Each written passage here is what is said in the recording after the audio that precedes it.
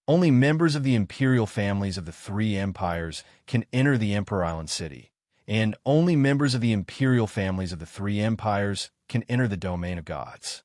This is a rule that has been passed down since ancient times. Whether it's the three imperial families, the guardian clans, or even the 9 great clans outside, everyone knows of this rule. I see. Wuyan nodded as if he just realized something. Then, a smile appeared on his face. Then, is there a rule that states the fiancé of the imperial family's princess can't enter the Emperor Island city? N's expression froze, Sylph, and the others' eyes brightened up. The gloominess on their faces disappeared. That's right. Kaya stepped forward and said in a clear voice, "There is no rule that states the fiancé of the imperial family's princess can enter the Emperor Island city. However, there's also no rule that states the fiancé of the imperial family's princess can't enter the Emperor Island city. Therefore, Wu Yin should be allowed to enter the Emperor Island city, right? Do you know what you're saying?" Prince Kaya. N's expression darkened.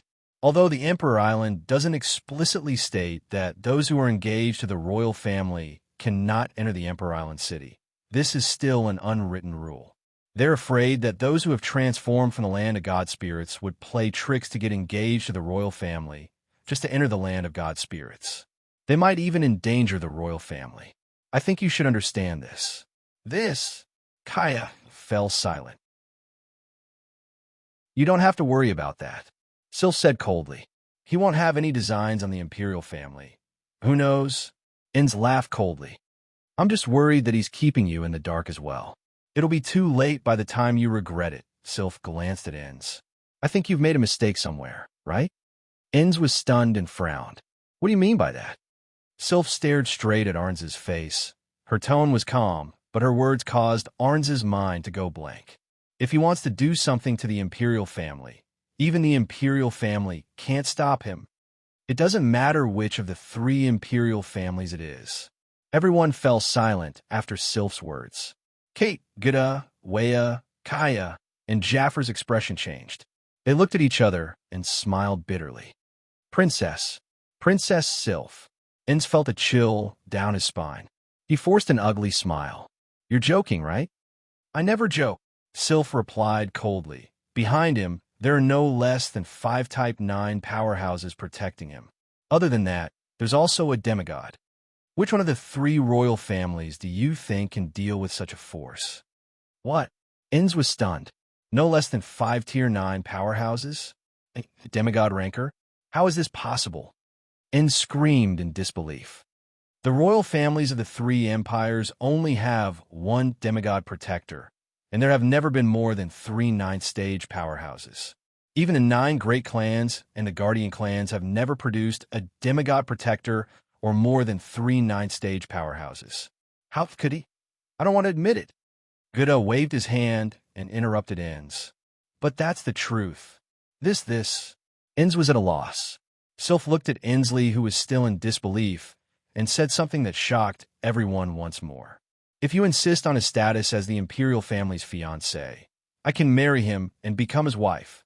Ignoring the dumbfounded crowd, Wu Yin included, Sylph pulled Wu Yin by the hand, and they walked into the Emperor Island. She left behind a sentence that echoed in the air. So, if anything really happens, I will take full responsibility. Chapter 1059. Outer Seas, Emperor Island City. This is an ancient city, perhaps due to its isolation from the rest of the world. The buildings here don't have the same Western style as the buildings on Silveria. Instead, they have an ancient European feel to them. In Emperor Island City, almost all the buildings were made of red or white marble. From afar, they looked like small churches, giving people a sense of holiness. Some of the larger buildings even had the appearance of castles. People who didn't know better would think that this was the residence of an ancient Western European aristocrat. The ground was paved with red bricks. Trees with green leaves lined both sides of the streets. Around the roots of the trees were flower beds. In terms of environment, Emperor Island City was indeed a very beautiful city. The people who lived on Emperor Island were busy outside and inside their houses like ordinary people. Some were fetching water and cooking, some were doing housework, some were setting up stalls, and some were shopping. It was just like an ordinary city full of life. These people are also members of the Guardian tribe. However, they're different from the Guardian tribe that has been guarding the place of gods since ancient times. These Guardian tribe members are just ordinary people. The members of the Guardian clan were also human beings. Since they were human beings, there would be people with cultivation talent and people without cultivation talent too in the Guardian clan. Only those with outstanding cultivation talent were qualified to guard the place of god spirits. Those without cultivation talent can only be ordinary people or low-level cultivators. They have no choice but to give up their mission and live a peaceful life on Emperor Island. Every household living on the streets of Emperor Island City was made up of these so-called ordinary people and low-level cultivators who had no talent for cultivation. As for the Guardian tribe members who are tasked with guarding the place of gods and Emperor Island, they live in the center of Emperor Island City, below an incomparably huge tree. Walking on the streets of the Emperor Island, Wu Yin listened to Sylph explain the origins of the Guardian clan and the things to take note of. He looked at the giant tree in front of him with a hint of fear in his eyes. He has never seen such a gigantic tree before. Wu Yin is still on the outskirts of Emperor Island City. There's still a long way to go before he reaches the gigantic tree. However, from where Wu Yin is standing, he can see the gigantic tree covering half of Emperor Island City. Wu Yin doesn't know how thick the tree trunk is, but judging from the leaves and branches covering the crown of the tree, it should be at least 10 kilometers in radius. Based on this, he can only speculate. The trunk of the gigantic tree must be huge as well.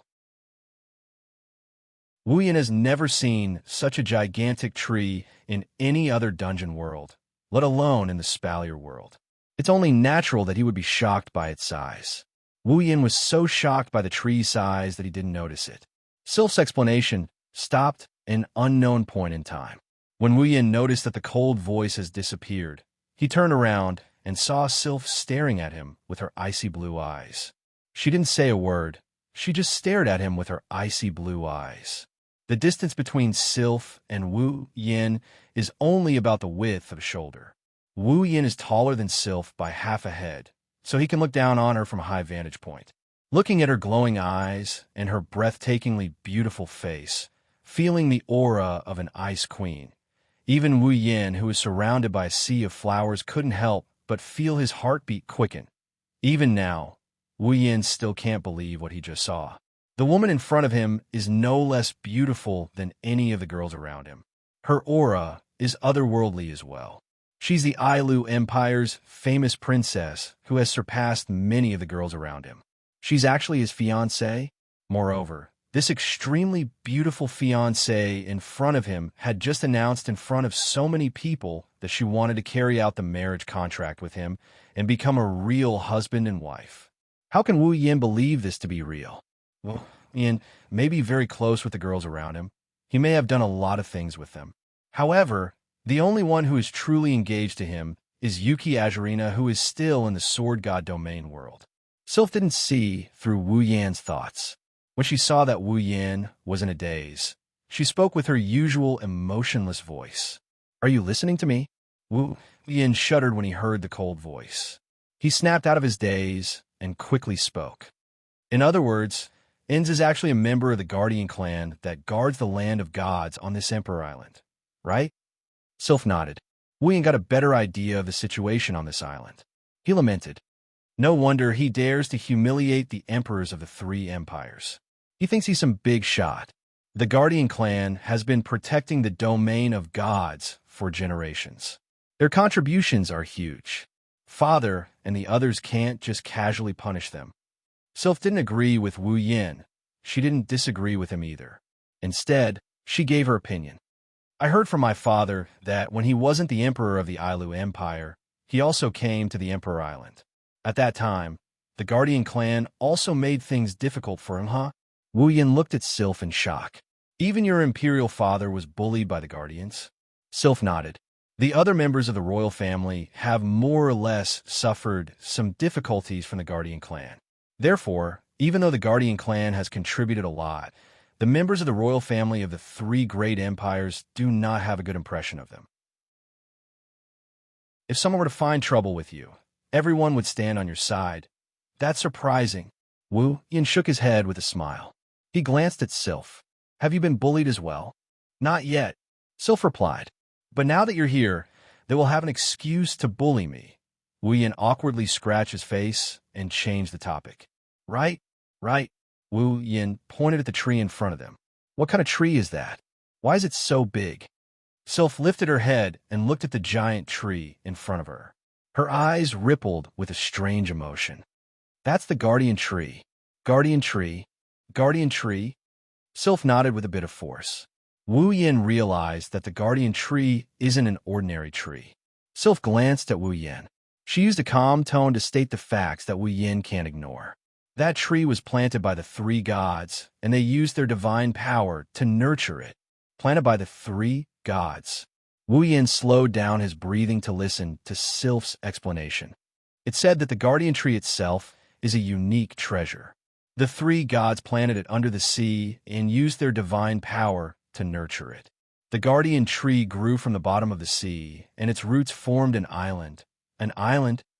Wu Yin was shocked. Don't tell me that island is the Emperor Island? Yes. Sylph's tone didn't change at all, even though she was telling such a shocking story. It was as if she was talking about something insignificant. It didn't feel like she was there at all. The trunk and crown of the guardian tree are spectacular, but the most spectacular part is its roots. Not only do they form the Emperor Island, they also extend all the way to the bottom of the sea. Sylph and Wu Yin looked at the guardian tree from afar. Sylph's tone of voice finally became a little ethereal. Because this island is formed by the guardian tree, its growth was nurtured by the divine power of the three gods. On top of that, it's a treasure. That's why the guardian tree is invincible on this island. Invincible? Wu Yin was shocked. The guardian tree isn't just a pretty thing. Sylph explained. It's the true guardian of the divine spirit lands. The reason why the royals of the three empires can't enter the divine spirit lands is because of the guardian tree. It will prevent outsiders from entering the divine spirit lands. It will also prevent the guardians from leaving the island. I see. Wu Yin took a deep breath, and his expression turned serious. Then, is it really invincible? I don't know, Sylph replied. At the very least, no one has ever dared to defy the guardian tree on the Emperor Island. That includes the guardians of the three empires. A long silence followed after that. Wu Yin and Sylph fell silent. After a long time, Wu Yin let out a long sigh and smiled bitterly. Does that mean I can't enter the divine spirit lands? Sylph turned around and looked at Wu Yin for a while. Then, she moved her gaze away and started walking forward. The guardian tree is sentient. When I acknowledged you as my fiancé on the Emperor Island, you are now a member of the Ailu imperial family. You have the right to enter the divine spirit lands. Wu Yin chuckled, and he followed Sylph towards the guardian tree. Chapter 1060. The Emperor Island City is mainly divided into two parts. One is the area outside of the guardian tree's canopy. It's about 60% of the city. That's where the commoners and low-level cultivators of the Guardian clan live. The other part is the area covered by the Guardian tree's canopy. It's about 40% of the city. That's where the Guardian clan members who carry out their mission passed down from generation to generation live. They have a certain level of power. With the Guardian tree's canopy as the dividing line, the Guardian clan built a wall that's as tall as a cliff. It's the real dividing line between the two areas. With this wall as the boundary, outside the wall was the city area, and inside the wall was the real living area of the Guardian clan. The Guardian clan has a rule that only those who are qualified to carry out missions can enter the area covered by the Guardian tree's canopy and live there. Commoners and low-level cultivators who aren't qualified to carry out missions can't enter the area within the wall. It's obvious that the hierarchy within the Guardian clan is very strict. Due to this, the difference in status between the Guardian clan members is like heaven and earth. In the Guardian clan, Only those who are qualified to carry out missions can call themselves members of the Guardian Clan. Commoners and low-level cultivators have the blood of the Guardian Clan flowing in their veins. No one would treat them as the true members of the Guardian Clan. Commoners, low-level cultivators, and true members of the Guardian Clan. This is the composition of the entire Emperor Island city. Even the living area was clearly divided, and the range of activity of ordinary people and low-level cultivators was even restricted. One could imagine how big the difference in status between them and those who were qualified to be called the Guardian Clan was. Under such circumstances, the dividing line between the two is based on the Guardian Tree's canopy. It's obvious how high the Guardian Tree's status is in the hearts of the Guardian Clan members.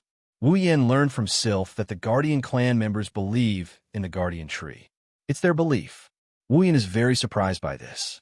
One should know, the existence of the Guardian Divine Tree was not only to protect the land of God's spirits and the Emperor Island in an orderly manner, but it was also to restrict the people of the Guardian Clan. Don't let them leave this island. In other words, the Guardian Clan was unable to leave the Emperor Island. Although there were instructions from the three gods, it was the Guardian Tree that was actually carrying out the instructions towards the existence that restricted his freedom. The Guardian Clan actually worshipped the Guardian Tree as their faith. What was the difference between that and a prisoner worshipping a policeman in prison? The overall strength of the Guardian Clan is actually not much different from the #1 clan in the three great empires. Sylph was leading Wuyan to the residential area of the Guardian tribe through one of the gates. Her tone was cold as usual, but she patiently explained Wuyan's doubts. The Guardian Clan is similar to the 9 great clans of the 3 great empires. Each clan has a Tier 9 powerhouse, and this Tier 9 powerhouse is the patriarch of the Guardian Clan. In terms of overall strength, the Guardian Clan is only on par with the #1 clan in the 3 great empires. The reason they are able to rival the 3 great empires is because of the existence of the Guardian Tree. Sylph lifted her head and looked at the canopy of the Guardian Tree. Her footsteps didn't stop as she continued to explain. Each of the 3 imperial clans has a demigod guardian deity behind them, while the Guardian Clan has a guardian tree that's even more powerful than the guardian deities behind the 3 imperial clans. It's also because of the existence of the Guardian Tree that outsiders' evaluation of the Guardian Clan has increased significantly. They've surpassed the level of the 9 great clans and are approaching the 3 imperial clans. Therefore, the Guardian tribe has always treated the Guardian Tree as their faith, even if their freedom is restricted by the Guardian Tree. Oh. Wuyan and Sylph walked side by side. He raised an eyebrow and looked at the Guardian Tree with narrowed eyes. In other words, the true reason behind the Guardian Clan's arrogance is the Guardian Tree. Sylph remained silent for a moment before she opened her mouth. Even though the Divine Protector Tree is only a tree, at the very least, its existence is extraordinary.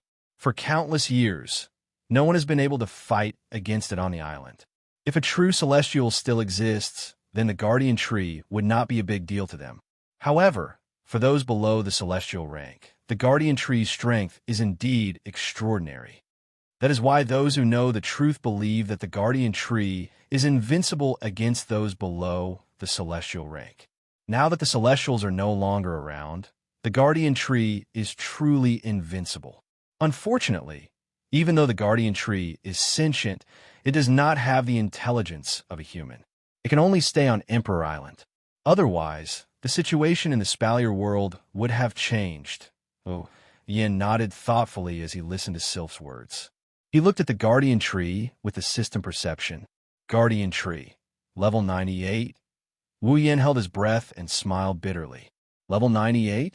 It is indeed invincible against those below the celestial rank. I wonder who is stronger between Yukari and the Guardian Tree.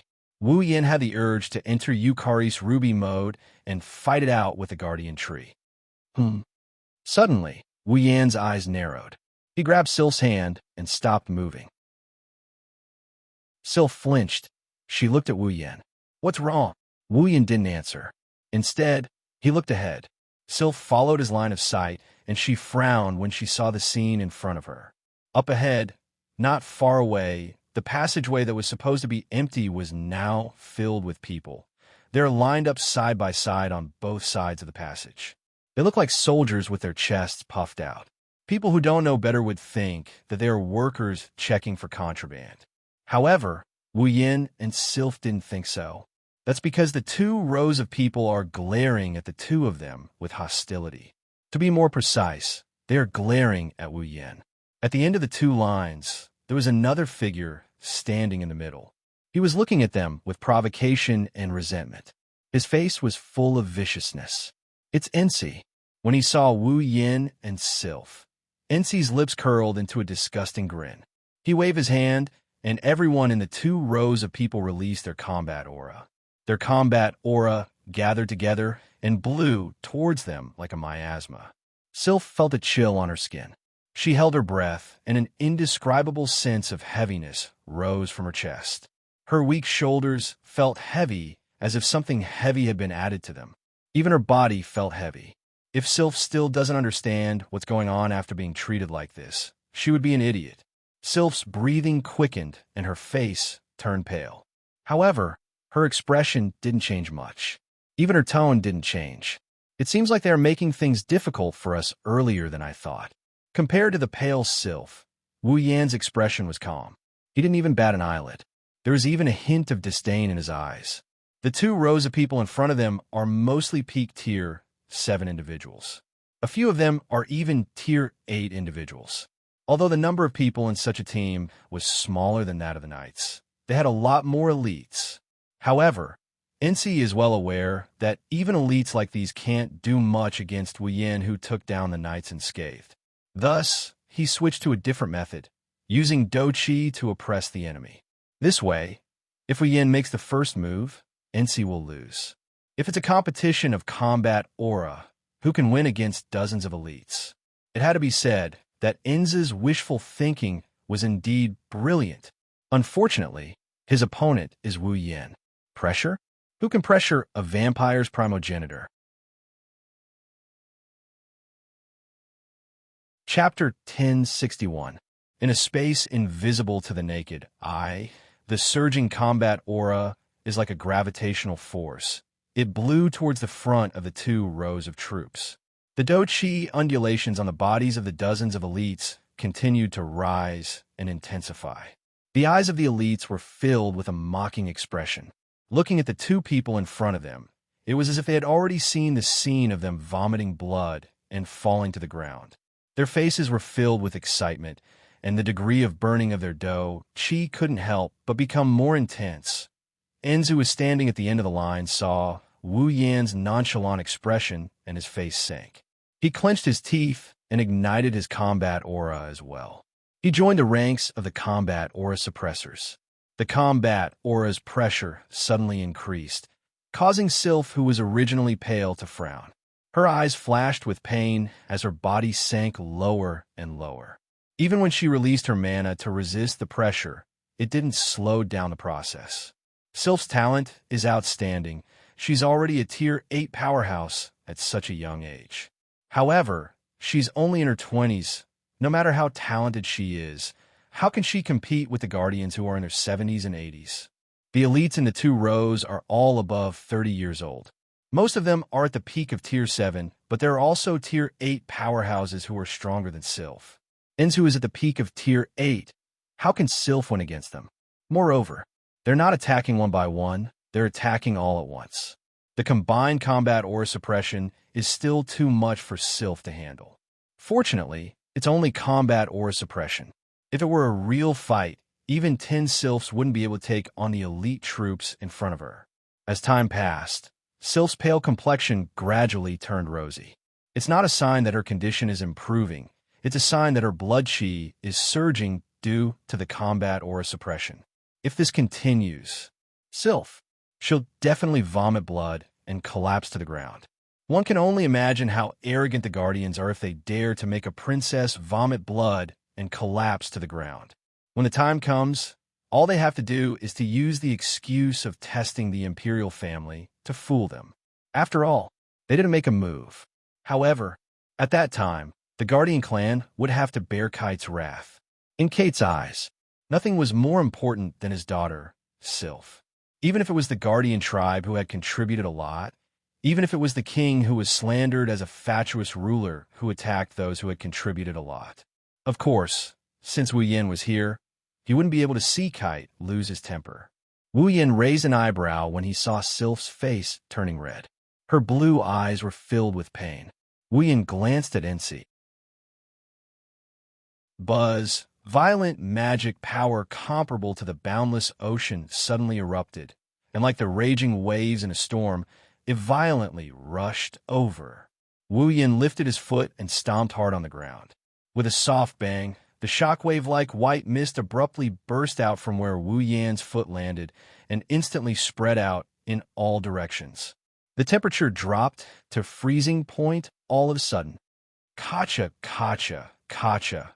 Wherever the ice-cold white fog passed through, the ground would be frozen into ice in an instant amidst a wave of cracking sounds. Moreover, the ice would swiftly spread in all directions. The dou qi that had gathered together and burned on the bodies of the elite troops was actually covered by the white fog under the ice-cold air and formed into ice. What? The Guardian tribe's elites turned pale with fright. Just as they turned pale with fright, a white mist containing the temperature of extreme ice blew over their bodies. The Guardian clan's elites didn't even have time to react. Amidst their terrified screams, they were all frozen into ice sculptures. Impossible. Enz couldn't believe it, but he didn't have much time to react. The frenzied sea of cold energy was getting closer and closer to him, and he finally realized that now wasn't the time to be in disbelief. Enz quickly drew his knight's sword, channeled his combat energy, and executed a battle technique. He slashed at the white mist with all his might. Pong! The slash that was flickering with the radiance of dou qi fiercely collided with the incoming white fog. The white fog was sliced apart from the middle, creating an empty space. Huff! The white mist that was cut in half brushed past N's body without slowing down. Enz only felt a bone-piercing cold current sweeping past him. When he regained his senses, everything in front of him was covered in ice, and even the sweat on his forehead had condensed into ice beads. At the scene, only the area where Enz was standing was perfectly preserved. How terrifying!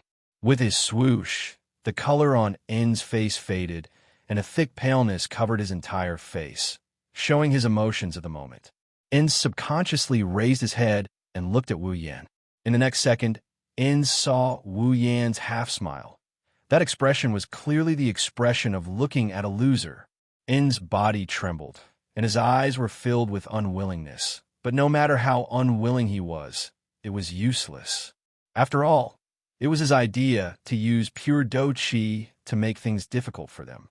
In this situation, the rules were clear. Whoever made the first move would lose. And just now, Enz made his move. In order to block Wu Yan's cold current, he not only made his move, but also used his armament and battle technique. He lost miserably. How could this be? Ensi roared. Why is the cold air made up of pure magic power able to freeze people?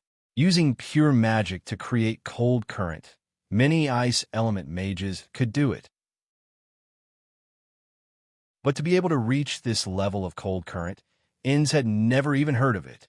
It wouldn't be strange if it was an ice elemental spell, but who could freeze the ground and even the people in their line of sight with the cold air formed by pure mana? A demigod might be able to do it, but Enz would rather die than believe that Wu Yan was a demigod. What Enzi didn't know is that with Wu Yan's ability, no matter how strong his mana is, he can still freeze the ground in his line of sight with his mana. However, he can't freeze a tier 7 or 8 cultivator. That's a feat he can't do. It was all thanks to Agrora and Nagisa that they were able to achieve such a feat. The Enchantress of Ashnice was a primogenitor level familiar to begin with, and the familiar the strongest vampire primogenitor in the world, the 4th primogenitor. It was easy to imagine how strong it was, but after Agrora and Nagisa fused and became one, the Enchantress of Ashnice's power increased by several levels. Among Wu Yan's familiars, Black Dragon's Lightning Trap and White Dragon's Flame are the strongest. However, they're only strong in terms of their abilities. They have lightning that can shatter space and fire that can burn time. That is the true strength of the Black and White Dragons. But if one didn't count in ability, just in terms of strength, the Enchantress of Azure Ice was the strongest. As the master of an ice familiar, Wu Yan's mastery of ice reached an unprecedented level thanks to its help. That's why the scene before them happened. Holding Sylph's hand, Wu Yan walked past the frozen statues that were still in shock. Wu Yan brushed past Insi's pale face as he continued forward. Ins turned around. His eyes were bloodshot. He couldn't suppress the hatred in his heart any longer. He roared in a frenzy. A roar filled with resentment and unwillingness reverberated in this world of ice, lingering for a long time. Wu Yan held Sylph's hand as they walked behind Wu Yan. Her icy blue eyes rippled as she stared at his tall back. Your mastery of ice has surprised me. Oh. Wu Yan smiled without turning around. If the famous ice princess says so, then it must be true. Sylph lowered her head and whispered, My ice isn't as good as yours. Then I'll be happy. Wu Yan turned around with a gentle smile. I don't want to be weaker than my fiancé. Even if it's ice. Sylph's eyes flashed. She looked at Wu Yan's hand and smiled. Chapter 1062. Emperor Island City. As night gradually descended upon Emperor Island City, the entire city was in an uproar. The reason was simple. News of the conflict between Wu Yan and the Guardian clan had spread like wildfire. In less than a day, the Guardian clan's Knight Squad and an elite squad were defeated by the fiancé of an imperial princess. The news of them being hung up and frozen into ice sculptures spread like wildfire, including the imperial family of the three empires. Some were happy when they heard the news, while others were sad. Needless to say, the imperial family of the three empires were the happiest. Not only were the direct descendants of the three empires on the Emperor Island, there were also the collateral descendants of the imperial family. During the time they were on the Emperor Island, the imperial family members didn't have a good time at all. That's because the Guardian clan used the name of supervising the imperial family as an excuse to bully them. They were the imperial family members of the three empires who would dare to bully them outside. However, after coming here, they suffered from the Guardian clan's people making things difficult for them. Unfortunately, the Guardian clan's people used the excuse of supervising the imperial family's disciples as an excuse and did not directly take action. As a result, the imperial family's disciples of the three great empires could not do anything even if they wanted to. They held back their anger and were extremely depressed. Now, how could they not be happy when they saw that the Guardian clan had been defeated by a member of the imperial family? Especially the imperial family members of the Ailu Empire. They almost worshipped Wu Yan as their idol. After all, he had helped them vent their anger, hadn't he? While the imperial family members of the three empires were happy, the Guardian clan was enraged. They were trapped on the Emperor Island for the rest of their lives. Their strength was useless and could only be used to guard the illusory land of God spirits. They only had the opportunity to guard the land of God spirits once every 10 years when the land of God spirits was opened. The grievance in the hearts of the Guardian clan grew even stronger. Now that the place of gods had opened with great difficulty, they could finally be put to good use. Moreover, they could make use of this opportunity. They were just venting out the grievances in their hearts, but instead, they were trampled on by someone else. How could the Guardian clan not be angry? They wanted to find trouble with Wu Yan, but even 100 knights of at least the 7th step and a few dozen elites of at least the peak of the 7th step had been defeated by Wu Yan. Ins, who was at the peak of the 8th step, couldn't do anything either. His face was as black as charcoal for the whole day. What could they do? In fact, there were many people from the Guardian clan who simply didn't believe that a 20-something-year-old man could single-handedly defeat a knight team consisting of 100 powerhouses of at least the 7th step and a few dozen elites of at least the peak of the 7th step. However, the knights were still hanging outside the city, and the elite team was still in the shape of an ice sculpture. They had no choice but to believe it. Therefore, the people of the Guardian clan could only clamor verbally, but all of them were cowards. They could only wait for the truly powerful Guardians to make trouble for them. When that time came, they would definitely not mind adding insult to injury. All of a sudden, the entire Emperor Island became lively. At night, the bright moon hung in the pitch-black night sky. The cold moonlight poured down from the sky, illuminating the surface of the sea and making it shine brightly. Under the Guardian tree, in the Guardian clan's resting area, there is an area reserved for the three empires' royalty to live in during the opening of the domain of gods. In the depths of the Ailu Empire's royalty's living area, inside a building, Wu Yin sat cross-legged on a bed with his eyes closed. The flow of mana kept surging, and every time it surged, the flow of mana would strengthen a bit. Mana flowed in and out of Wu Yan's body like smoke. As time passed, it slowly grew stronger and flowed into Wu Yan's body, becoming a part of the endless sea of mana inside him. This scene lasted for nearly 3 hours before Wu Yin slowly opened his eyes. The mana on the surface of his body retracted back into his body and calmed down. Wu Yin exhaled after feeling the mana in his body replenish a bit. A satisfied expression appeared on his face. Wu Yan's mana is superior due to his primogenitor bloodline and the best mana cultivation method. No one can compare to him in terms of quantity and quality. However, Wu Yin isn't satisfied with the current situation. There are a lot of tactics in the 103,000 grimoires. Some of them require an insane amount of mana to cast. Wu Yan's mana is strong, but he can't use those tactics as if they were breathing. He will run out sooner or later. Therefore, only by constantly improving and improving would there be a day when he would be able to use all of the techniques in the 103,000 books of Demon Dao at his fingertips. When that time comes, Wu Yin will be considered a true powerhouse. Even if he doesn't use the spells in the 103,000 grimoires, Wu Yin still has familiars in his body. Vassal beasts were the amalgamation of mana. Vassal beasts were the embodiment of mana itself. High-level vampires were stronger than low-level vampires because their bloodline was higher. They could store more mana than low-level vampires. Naturally, vassal beasts made of mana would be stronger than low-level vampires.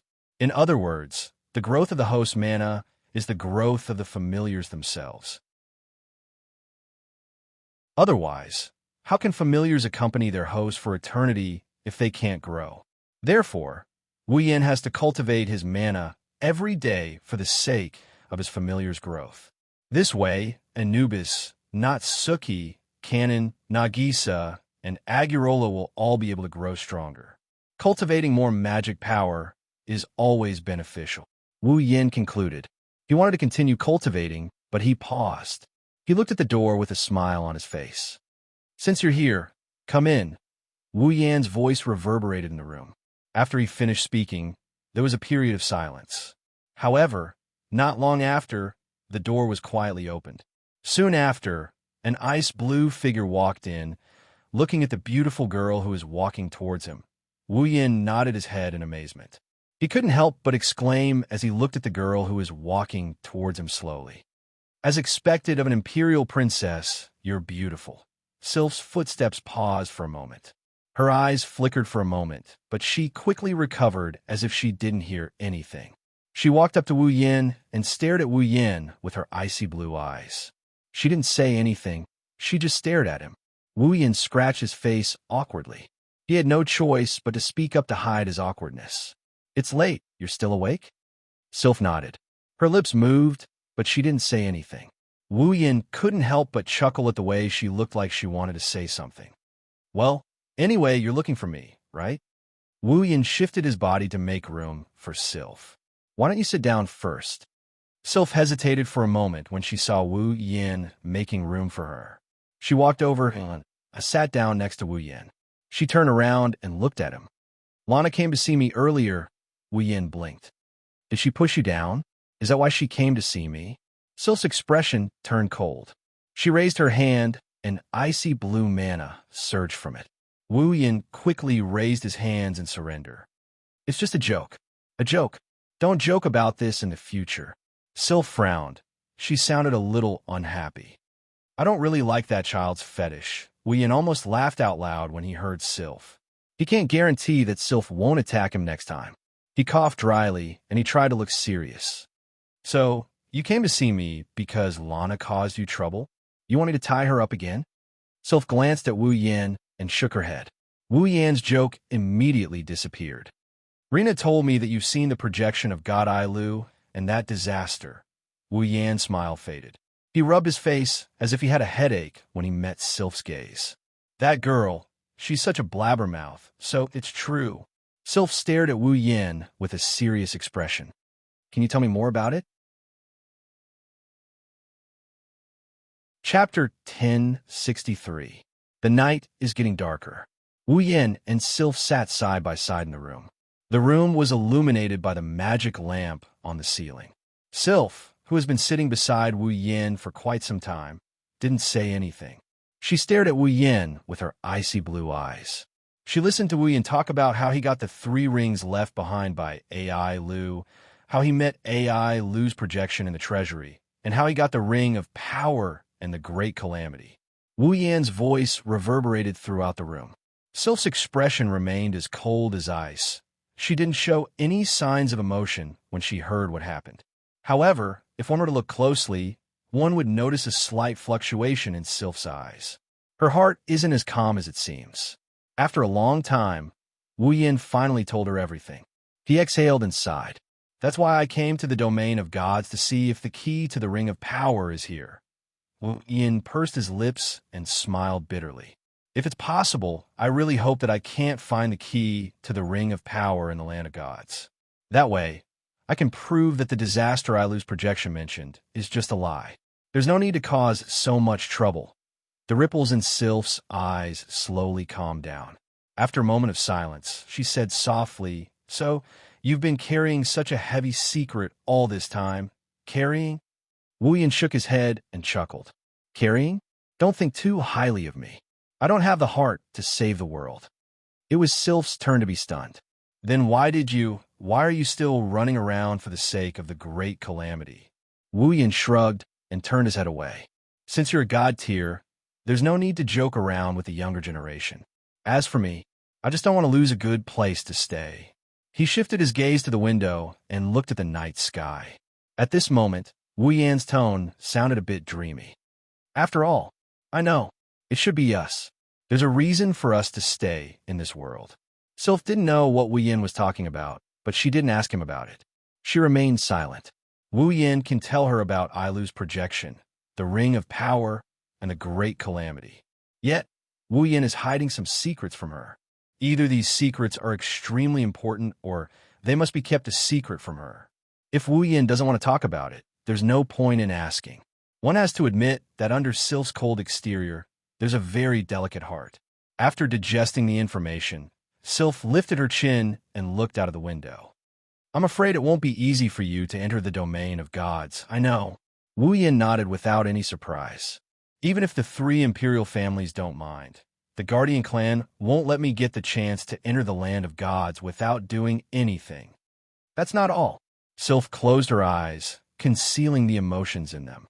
Your identity has always been the fiancée of an empire's princess. Although you're qualified to enter the land of gods, you don't really have the blood of the royal family of the 3 empires. Many people will suspect that you have ulterior motives and want to use the marriage with the royal family to get a chance to enter the land of gods. The Guardian clan only needs to add oil to the fire, and the royals will side with them. Wu Yin shifted his gaze to Sylph. Am I right? Yes. I will report this matter to Imperial Father, His Majesty Gouda, and His Majesty Vaya as well. Sylph didn't beat around bush. With the support of the 3 emperors, the royals of the 3 empires should be fine. What about the Guardian clan? Are you going to tell them about this as well? Wu Yin asked his own question. When the time comes, they will think that I'm using this as an excuse to enter the domain of gods. Don't worry. You don't have to worry about that. Sylph said, there are still rational people among the Guardians. I'm sure Father and the others will deal with this matter properly once they know about it. That will be a great help. Wu Yin crossed his arms and placed them behind his head. He teased Sylph. As expected, every successful man must have a woman who supports him. Sylph, I'm sure you will be a good woman in the future. Sylph looked at Wu Yin, and after a while, she said something that made Wu Yan's smile freeze. There are already many good women supporting you behind her back. Ma, of course I know that. Wu Yin laughed dryly, and he mumbled, I'm just surprised that you can stand behind a man and support him. Sylph didn't say anything. Indeed, Sylph's image is that of a cold, independent woman. Sylph is the most outstanding prodigy in the Ailu imperial family. She's a young girl, but she's much more outstanding than the men in the imperial family.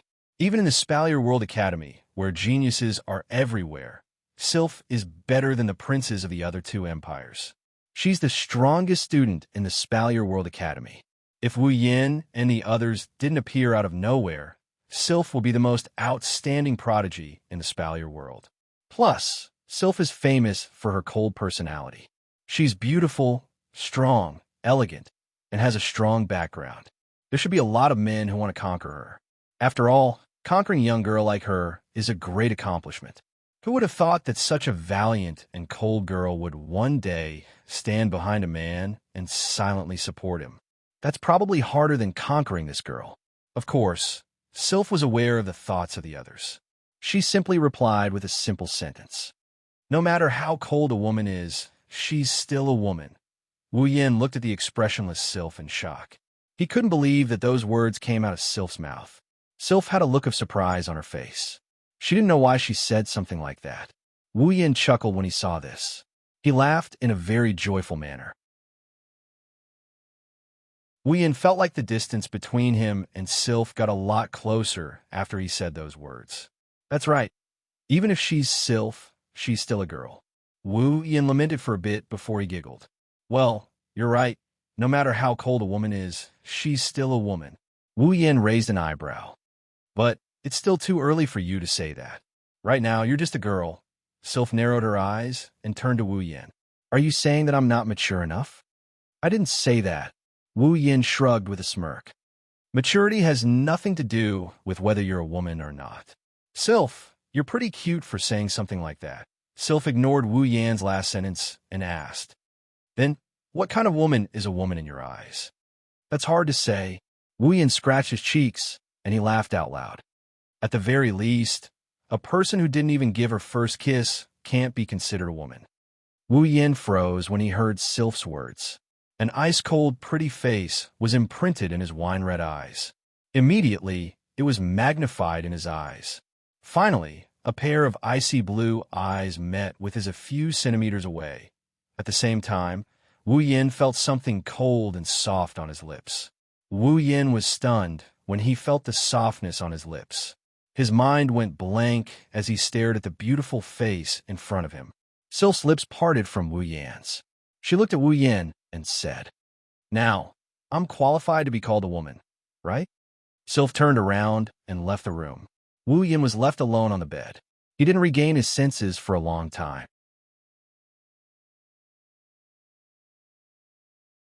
Chapter 1064. For the next few days, Wu Yin stayed in his room to cultivate. He didn't leave his room at all. The scenery of Emperor Island was indeed beautiful. If he could take advantage of his free time to take a stroll around the streets, it would be a very worthwhile thing to do. Many members of the three empires' imperial families did the same. Wu Yin also wanted to take a stroll around the Emperor Island, but Sylph persuaded him to stay. The Emperor Island is beautiful, but it is still the Guardian Tribe's territory. Given Wu Yan's grudge with the Guardian Tribe, he'll definitely run into a lot of trouble if he goes out. Wu Yin doesn't care about this, but Sylph thinks it's best to avoid it if possible. Trouble will always be trouble. Even if she's not afraid of it, it's better to avoid it. Besides, Wu Yin didn't come here to pick a fight with the Guardian Tribe. He has more important business to attend to. Since Sylph said so, Wu Yin had no choice but to stay in his room. Aside from eating and sleeping, he spent most of his time cultivating. He also spent the rest of his time with Sylph. Wu Yin is not sure if it's because of Sylph or because of his title as her fiancée, Wu Yin and Sylph didn't get along well. They are living under the same roof. At the same time, Sylph didn't leave her room either. She didn't know if it was because of the sudden kiss or because she caused Wu Yin to be unable to go out. She either stayed in her room to cultivate like Wu Yin or spent her free time chatting with Wu Yin. Even though Wu Yin didn't leave the house, he enjoyed his time with Sylph. His interactions with Sylph became more and more natural as well. They're no longer unfamiliar with each other. The relationship between the two of them also became quite good all of a sudden. They really looked like a fiancé and fiancée.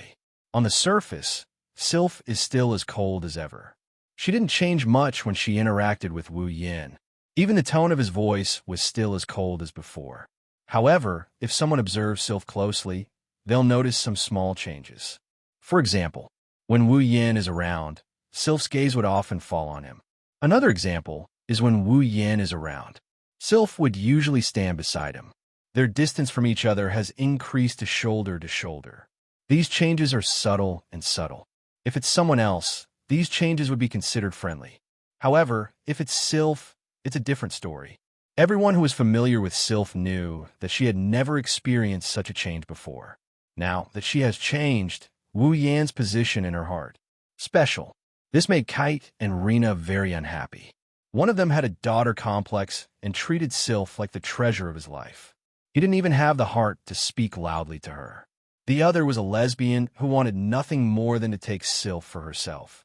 She would stick to Sylph every day and never leave her side for the rest of her life. With such a strong bond, the ones who knew Sylph the best were Kate and Rena. Naturally, they noticed the subtle changes in Sylph's demeanor. How could the two of them, who treated Sylph as the love of their lives, be happy about it? They were even worried that if this continued, the two of them who were living under the same roof would sooner or later end up on the same bed sheet. Kite and Rena couldn't remain calm anymore. Thus, the two of them would go to Wu Yin and Sylph's place every other day. Even if they don't have time, they would squeeze in some extra time. Whenever Wu Yin and Sylph are talking, the two of them would yell at them in an attempt to interrupt the nurturing of their relationship. This is especially true for Lana. She did everything she could to ruin Wu Yan's image in Sylph's mind. She even sacrificed her body for him. She would sneak into Wu Yan's bed while he was asleep and yell about molestation. She would also run naked into Wu Yan's arms while he was taking a bath. She would complain to Wu Yan that Wu Yan peeked at her while she was taking a bath. Sometimes, she would even seduce Wu Yan in front of Sylph. She would even give her first kiss to Wu Yan. Fortunately, Sylph already knew what kind of person Lana is. She got a good idea of Wu Yan's character, and she exposed Lana's schemes. Otherwise, Wu Yan would have no choice but to jump into the Yellow River no matter how white he is. However, with this little brat making a ruckus every day, Wu Yan and Sylph, who were cooped up in the house, didn't feel bored at all. Because of this, they started to share more and more common thoughts. Their feelings for each other grew even stronger. Lana suffered a double loss in the process. She cried a lot of times. Even so, she didn't seem to be tired of it. It seems like she's planning to fight a protracted war. Wu Yan and Sylph couldn't do anything about it, but they could only let the little brat do as she pleases. It's a good way to pass the time. Of course, while they're fooling around, the proper business is also proceeding in an orderly manner. Sylph's efficiency is very high. She's already reported everything she got from Wu Yan to the three emperors of Kate, Geta, and Wei, without missing a single word. It's no surprise that such a shocking secret shocked the three emperors. At first, they didn't really believe it. It's not that they didn't believe Wu Yan's words.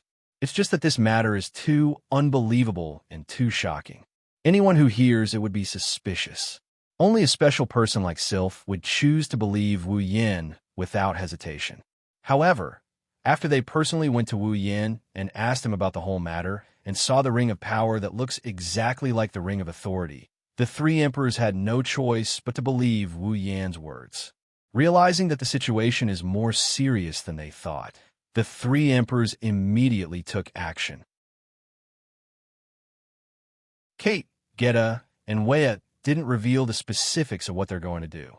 However, they've already reported this matter to the three emperors of the three empires. If the great calamity mentioned by a god-level expert was true, then it wasn't something that people at their level could deal with. At the very least, it's necessary for the demigods to take action. As for the reaction of the three emperors, Kate and the other two emperors might know. However, Wu Yin has no way of knowing. He didn't care either. He's already done his best, so it doesn't matter how others react. He just needs to do his own thing and continue living his comfortable life. However, Wu Yin didn't expect the emperors of the three empires to come to Emperor's Island as well. According to Sylph, the emperors of the three empires also want to enter the domain of gods in search of opportunities to improve themselves. Even demigods want to enter the domain of gods in search of opportunities to become stronger. Wu Yin felt that his evaluation of the domain of gods was still too low. At the same time, he's also filled with curiosity. He's curious about how mystical the domain of gods is. Even demigods are willing to enter it. Originally, Wu Yin came to the domain of gods to look for the key to open the Ring of Power. Now, he's looking forward to the domain of gods. Just like that, Wu Yin and Sil stayed in the house for an entire week. There are only 3 days left until the domain of gods opens. At night, the hustle and bustle of the day calmed down. The lights in the Emperor's Island dimmed as well. Most of the houses have turned off their lights. Not long after, the sound of faint breathing could be heard. It was a peaceful night. Faint moonlight shone down from the sky. Under the guardian tree, the residences of the three emperors were exceptionally quiet. It's obvious that many people have entered a state of slumber. Sitting on the bed, Wu Yin ended his training and stretched his back. Just as he was about to lie down on the bed, his body stopped abruptly. His wine-red eyes flashed with a glint of light. Wu Yin looked out the window and smirked. He disappeared in a flash.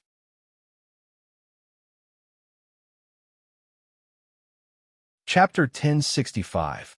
Emperor Island City, under the Guardian Tree. Under the Guardian Tree's gigantic tree trunk, there was a wide platform.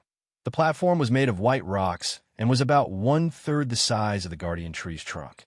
It could fit at least 1,000 people. It was quite spacious. The rocks that make up the platform look weak, but they are made of special ores. They are extremely hard. Even a Tier 8 powerhouse would find it hard to leave a mark on them. Therefore, this platform was usually used as a training ground for the outstanding disciples of the Protector clan.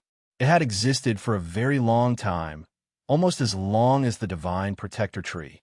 Of course, after so many years, no matter how hard the platform is, it's hard to guarantee that it won't be damaged.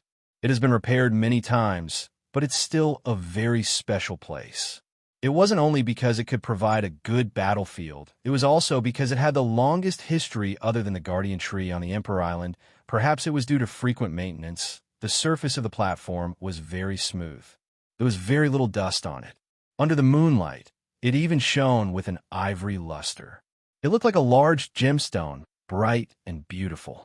The leaves of the Guardian Tree fell on it and added some shade to the ivory luster. It was a rather beautiful painting. The surroundings were completely silent, and there was not even the slightest bit of sound. Only the sound of the wind continuously reverberated and brushed against the smooth surface of the platform, bringing with it quite a number of green leaves. When this gust of wind stopped, there was already an additional figure on the platform. Looking at the wide platform under his feet, even Wu Yin couldn't help but marvel at the size and appearance of the platform. He started walking. He started walking on the platform like he's taking a stroll. With a series of light and rhythmic footsteps, he walked forward. Looking ahead, Wu Yin slowly walked towards the Guardian Tree's trunk. The Guardian Tree's trunk is boundless. Wu Yin can't see the end of it. It makes him wonder if he's actually walking forward. However, Wu Yin's main goal is not to take a look at the Guardian Tree. It's a figure standing under the Guardian Tree with his hands behind his back facing him. He narrowed his eyes and continued walking forward until he was about 10 meters away from the figure. Seeing the figure's back gradually getting clearer and bigger under his gaze, he continued walking forward until he was about 10 meters away from the figure. Only then did he stop and look at the other party.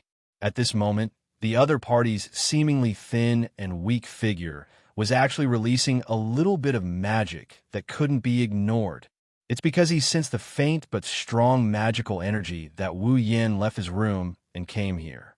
It's not that Wu Yin is too curious. He wanted to get closer after sensing the fluctuation of magical energy, but the way the figure is releasing magical energy is too special. It's so weak that it can't be detected, but it has a strong presence. It's probably done on purpose. This was because only existences at the same level or stronger than the other party would be able to sense the magic released in such a manner. It's very obvious. The figure is inviting someone. He's inviting someone who can sense his magical energy to come. And this person is most likely Wu Yin. Looking at her back, Wu Yin's eyes flashed with the light of the system's perception. Intel, level 88. It's really a Tier 9 powerhouse. And it's a Tier 9 powerhouse who's at level 88. Deactivating the system perception, Wu Yin has a vague idea of the other party's identity. On Emperor Island, other than the emperors of the three empires, there's only one other person who has the strength of a Tier 9 powerhouse. The Guardian Tribe's Patriarch. In an instant, Wu Yin has a lot of guesses in his mind. His gaze on Intel also gradually sharpened. Perhaps sensing Wu Yin's gaze, the other party finally turned around. An ordinary yet dignified face was exposed to the air. At the same time, an oppressive and steady voice resounded on the silent platform. To be able to sense my presence from such a distance. Intel calmly opened his mouth. His gaze met Wu Yan's. Looks like the rumor of Princess Sylph's fiancé being a Tier 9 powerhouse is true. Hearing this, Wu Yin revealed a gentle smile. Under the influence of the night and the atmosphere, he looked a bit unruly. Yet, he still spoke like this. Compared to you, I'm still far from being able to compare. You don't have to belittle yourself. Intel shook his head. His face that looks like he's in his 40s or 50s with wrinkles around his eyes tensed up. Throughout the history of the Spalier world, even the most talented person at your age couldn't achieve even half of your current strength. You're the first in history. I'm afraid there won't be anyone like you in the future. You're overestimating me. I only managed to get to where I am today with a bit of luck. I can't be considered a genius. There are plenty of people more talented than me out there. Wu Yin didn't take Intel's flattery seriously. Wu Yin knows his limits. He knows that if he didn't have the help of the system's EXP system, reaching Tier 7 by now would be a pretty good feat. It doesn't matter if Intel really thinks he's an unprecedented genius or not. Wu Yin didn't think much of it. Genius or not, it doesn't matter to him. If he could live a peaceful life with the girls, he would be willing to give up all his power. From the beginning to the end, the only reason he wanted to possess power was to achieve this goal. Power, to Wu Yin, is just a means to an end. If he can achieve his goal, then he doesn't need it. Plus, he's not wrong. There are plenty of people more talented than him out there. Mikoto is only 15 years old, and she's already a Tier 9. Kotori is a bit younger than her, but she's also a Tier 9. Then there's Toka. Even though she doesn't know how old she is, she shouldn't be older than Wu Yin. Chuju, Shokuho Misaki, Kurumi, Yoshino, Kanuhata Sai, Frenda, Takitsubu Riku, and the others. None of them are over 20 years old, but they're all at the peak of Tier 8. When they reach Tier 9, they'll be younger than Wu Yin. Of course, there are other factors that contributed to this. For example, the fairies were born with a certain degree of power. They're considered special existences. Even if you take away these factors, Wu Yin doesn't think he can compare to them. Wu Yin is the only one who knows what kind of talents the girls around him have. Compared to the girls around him, Wu Yin is nothing. That's why he's been working so hard to catch up. He wants to be able to stand in front of the girls and protect them from the wind and rain. As for whether they're talented or not, that's not worth anything to Wu Yin. Intel could hear the indifference in Wu Yan's tone. There's a hint of admiration and surprise in his eyes. He asked himself if he was in Wu Yan's shoes. If he was in Wu Yan's shoes and had the same level of power at his age, he would be proud and arrogant. In Intel's mind, Wu Yan's image is the same as well. But now, it seems like the young man in front of him isn't as simple as he thought. With this thought in mind, Intel didn't hide his thoughts and directly spoke out in praise. With such a mentality and strength, I more or less understand why you've achieved so much. It's no wonder King Kite values you so much. It's also no wonder Princess Sylph was willing to marry you. You. Very good. Very good. If the Guardian tribe knew about Intel's evaluation of Wu Yin, it would cause an uproar. Even a genius like Princess Sylph was only given a not bad evaluation by their patriarch. This also proves that Intel truly views Wu Yin as someone on the same level as him. Wu Yin chuckled and asked, "Did you ask me out just to praise me?" "Of course not. Of course not." Intel chuckled, his tones sinking as a berserk mana burst out from his body. "Intel, this is my son."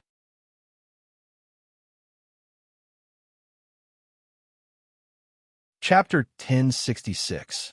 Intel, this is my son. The surging flow of magic power was accompanied by a thunderous sound, and it was like a wave of air that rippled through the space. Wu Yin, who did not expect Intel to suddenly launch an attack, also opened his eyes wide. However, this did not hinder Wu Yin from understanding Intel's words. In addition to the fact that Intel was releasing his magic power without holding back, which was far more ferocious than that of an ordinary powerhouse of the ninth step, Wu Yin sneered. His wine-red pupils suddenly shrunk and expanded, turning into a rich gold color.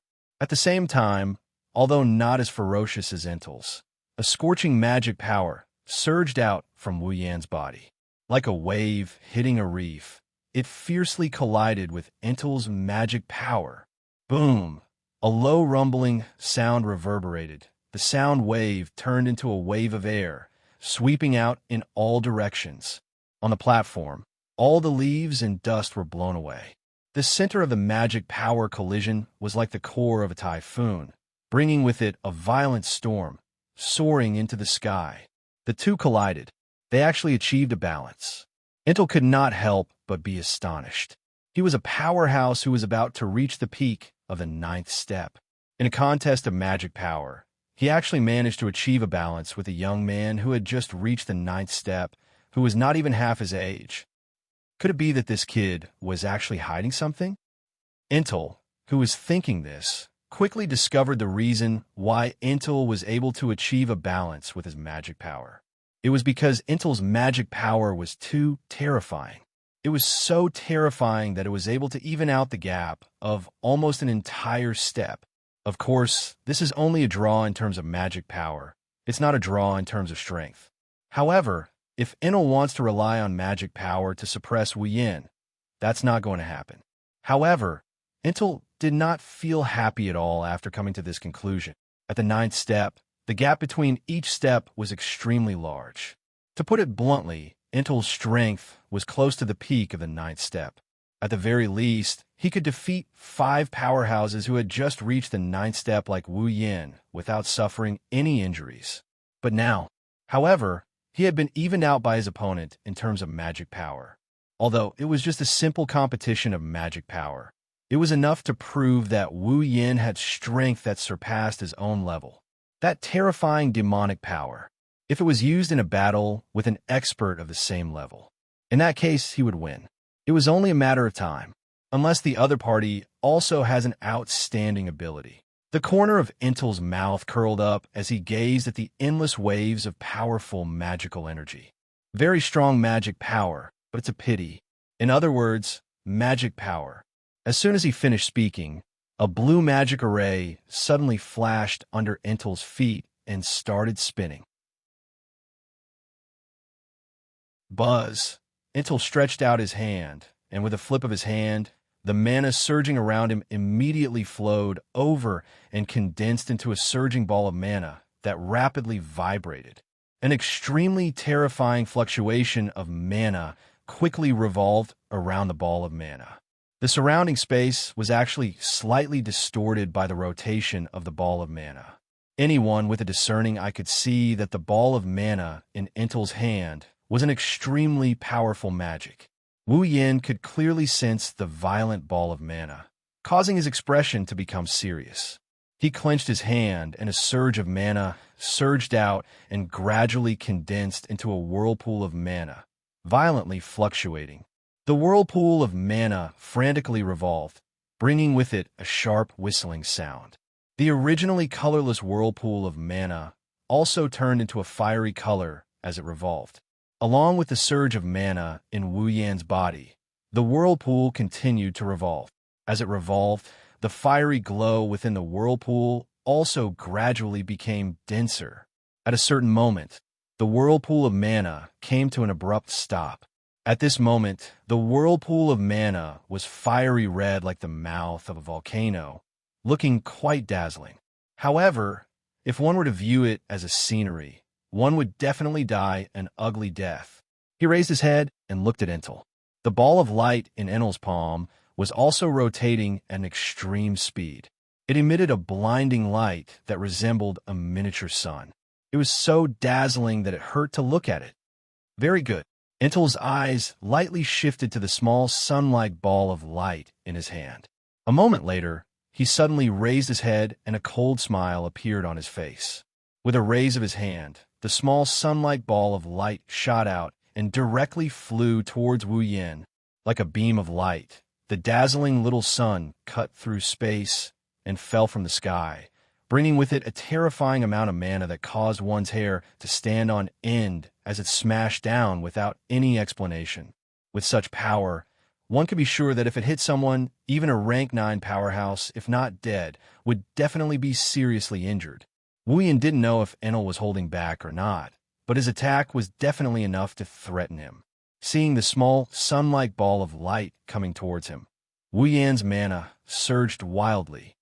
Pung! Above his head, the fiery red whirlpool of mana exploded with a muffled sound, following which it began to revolve again. Soon after, a giant arm that was over 10 meters in size reached out from a hole. The gigantic arm was entirely fiery red. It extended out of the volcano-like mana vortex, as if it was the arm of a titan that had broken out of the ground and awakened from eternal hibernation. Vaguely, the volcano-like vortex even carried faint beast-like roars, and its momentum was extremely frightening. Titan's hand awakened. Wu Yan's dreamy voice slowly came out from his mouth, revealing the essence of the spell that Wu Yan used. It was the famous spell of the model mythical Titan Giant's attack. What spell is that? Entel furrowed his brows and muttered to himself. Could it be that while the Guardians were defending the Emperor Island, the outside world created a new type of spell? Entel glanced at the fiery red arm. The frown between his brows loosened. No matter what, let me see. As if responding to Enel's words, the sun-like ball of light sped up a bit. Wu Yan took a deep breath and waved his hand. The Titan's hand awakened instantly became like Wu Yan's arm. At the same time, Wu Yan waved his hand. The Titan's hand awakened shot out with the exact same motion as him. Two extremely terrifying attacks streaked through the air like lightning. Finally, under the watchful eyes of their masters, they fiercely collided. Pung! In an instant, a terrifying roar and shockwave rippled out like the raging waves of the sea. On the wide platform, huge waves were set off. For a split second, the world quieted down at the moment of the collision. Then it abruptly shook. The surging magic power and the shockwaves formed by the collision were mixed together, and as they rolled, they swept out. The platform that even a Tier 8 combatant would find hard to leave a mark on was swept up by the shockwave.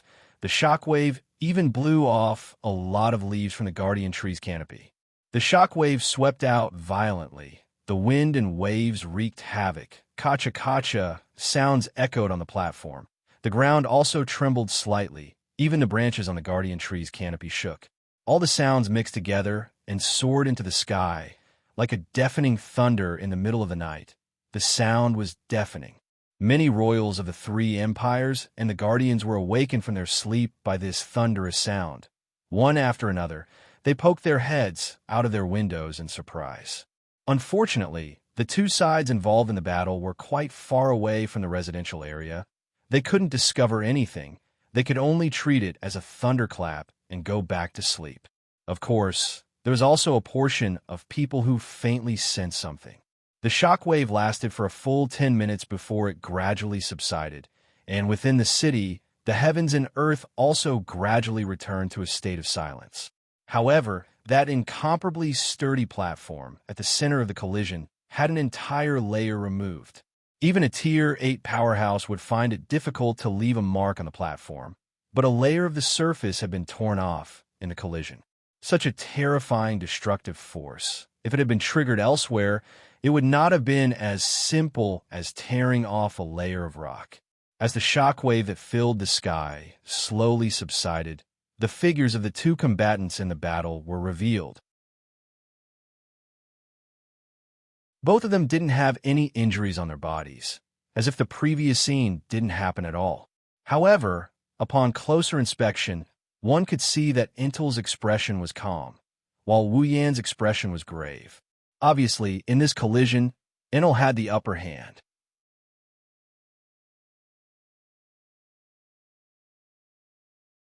Chapter 1067. The surroundings are silent. The two people who had just engaged in a terrifying collision stood facing each other from afar, but they did not speak for a long time. Wu Yan turned silent as he stared at Intel. In the exchange, just now, Intel was indeed more skillful. Although the two of them didn't seem to have suffered any injuries, the two of them knew better than anyone else what had happened at the moment of collision. The clash between Intel's sunset and Wu Yan's resuscitated Titan's hand seemed to be in a stalemate at first. But in the end, the setting sun gradually overpowered the resurgent Titan's hand. Under the impact of setting sun, the palm part of resuscitated Titan's hand was first crushed, then the wrist part started to crack. Intel's setting sun also slowly penetrated resuscitated Titan's hand and slowly disintegrated it. Wu Yan saw this clearly. He immediately disrupted the mana within the resuscitated Titan's hand. He detonated the resuscitated Titan's hand along with the sunset that penetrated it. Then, the resuscitated Titan's hand dissipated along with Intel's sunset. If this continues, the resuscitated Titan's hand will be penetrated and sunset will crash down on Wu Yan. With Wu Yan's power, he could probably nullify the sunset strike that lost most of its power when it clashed with the Titan's hand. Regardless, Wu Yan lost the previous exchange, even if he didn't take any damage. Wu Yan truly felt it. Intel, how strong is he? Level 88. He's only one level away from reaching the peak of Tier 9. He's qualified to become a demigod. If such a strong person came to Silveria, excluding Wu Yan and company, Intel would be invincible against anyone below the demigod rank, even if Wu Yan's group is included. Flandre-chan was probably the only one who could suppress Intel. Ikaros and Astria were probably the only ones who could put up a fight against him. No one below demigod rank is a match for Intel, not even Wu Yan. The resuscitated Titan's hand is a spell that imitates the attack of the mythical Titan. Even if it's not as strong as the real deal, it's still better than magic. At least, it's stronger than the Spalier World's magic.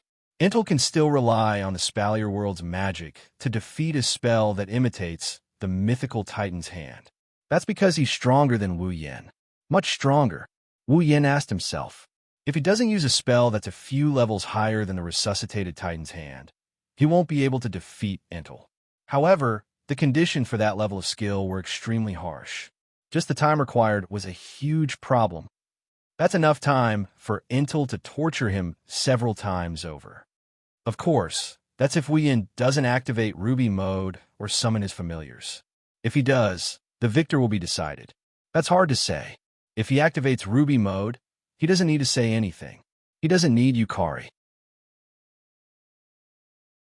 As long as he uses Flandre-chan's Ruby mode, Wu Yan is confident he can defeat Intel in less than 5 minutes. Looks like if he wants to defeat Intel, he either has to activate Ruby mode or summon his familiars. That's the only way. Wu Yan loosened his tense expression. His golden pupils turned around, and he raised an arm. When Wu Yan was about to summon his familiar, Intel spoke. That attack just now? If you don't have the strength of a Tier 9 intermediate, you won't be able to block it. Intel sighed as he looked at Wu Yan. You're only at rank 9. Yet you're able to unleash an attack comparable to an intermediate rank 9. You're strong, Much stronger than I expected. No wonder my useless son was defeated by you. Wu Yin stopped what he was doing, and he frowned. What does he mean by that? Right at this moment, a loud laughter reverberated in the space between the two of them. Intel, are you satisfied now? Several figures flew over from afar and landed beside Wu Yin and Intel in a blink of an eye. They're the three emperors, Carter, Gota, and Wea. Wu Yin was surprised to see the three emperors here. Intel, on the other hand, didn't seem surprised at all. He even smiled for the first time since the start of the match. There's nothing to be happy about. All I can say is that I'm getting old and can't compare to the younger generation. Hey, you're only a few years older than us. Carter scolded. If even you admit you're old, what should we do? I don't think I'm old at all. Gota snorted and crossed his arms. I'll get stronger sooner or later. I won't let this kid catch up so easily. Gota, didn't you hear what Intel said? Wea mocked Gota. This kid might have just reached rank 9, but his strength is comparable to an intermediate rank 9. You, on the other hand, have just reached intermediate rank 9. Gota choked and couldn't say anything. Carter and Vea laughed at the same time. Even Intel was laughing along with them. Wu Yin was at a loss when he saw Intel laughing with the three emperors. You, young friend Wu Yin, please forgive my rudeness. Intel turned around and lowered his head to Wu Yin to apologize. I heard that an extremely young Type 9 powerhouse had come to the Emperor Island and even taught my useless son a lesson. That was why I wanted to test him out. Please don't take it to heart. Wu Yin blinked and shook his head. He didn't know whether to laugh or cry. In other words, the attack just now was just a joke. Of course not. Intel's expression turned serious. Although it was a test, I did use most of my strength. My evaluation of you is also completely true. There is not the slightest bit of deception. If I didn't use strength comparable to an intermediate rank 9, wouldn't it have been dangerous? At that time, it's time for us to show up. Wea patted Wu Yan's shoulder and said. Carter also laughed. We've been here since the beginning. With the three of us here, even if Intel is stronger than any of us, you won't be able to do anything. Wu Yan scratched his cheeks. He tilted his head, and he looked at Intel with uncertainty. So you're not going to avenge your son? Since you want to bully others, you should be prepared to be bullied. Intel shook his head and sighed. The Guardian clan has been confined to the Emperor Island for a very long time. They can't leave the island for the rest of their lives. It's unavoidable that their mentality is twisted. We can only wait until they come to terms with it. Little friend Wu Yin, I hope you don't blame them. I didn't do anything at all. Wu Yin quickly clarified. They're the ones who have been causing trouble for me. That's why I'm here to apologize. Intel sighed. Although I could forcefully stop them, if I were to do so, when the backlash starts, it would only make them even worse. There's nothing I can do about it. A great man doesn't hold a grudge against a petty person. This is what they mean. Carter helplessly revealed a fact that stunned Wu Yin. When the three of us first came to the Emperor Island, Intel also made things difficult for us. Didn't we bury the hatchet? There are always times when one is young and frivolous.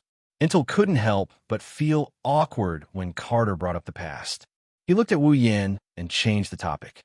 I hope you won't lower yourself to their level. What if they bully me?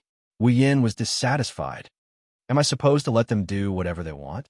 Intel means that you can teach them a lesson, but you have to be merciful. Wea explained. Wu Yin raised an eyebrow and smiled. Oh, that's not a problem. When the time comes, I'll teach them an unforgettable lesson. Intel, Carter, Wea, and Wea looked at each other and shook their heads. Thank you, young friend, Intel said with a smile. If that's the case, I have to do something. I already know why you came to the Emperor Island.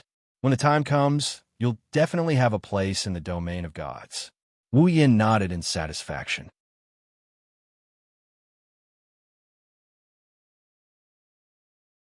Chapter 1068.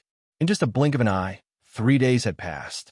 The Emperor Island city had finally welcomed the day when the land of gods would open.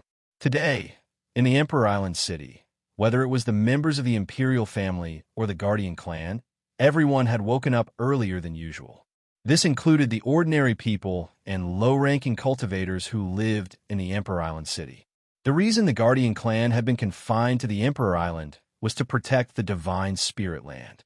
Now that the Divine Spirit Land had finally opened every 10 years, it was understandable that the members of the Guardian clan wanted to witness the opening of the Divine Spirit Land with their own eyes. Therefore, every household in the Emperor Island city stood on the streets and looked up. They looked like devout believers as they stared in the direction of the Divine Spirit tree with bright eyes. They did not speak for a long time, causing the huge Emperor Island city to be completely silent.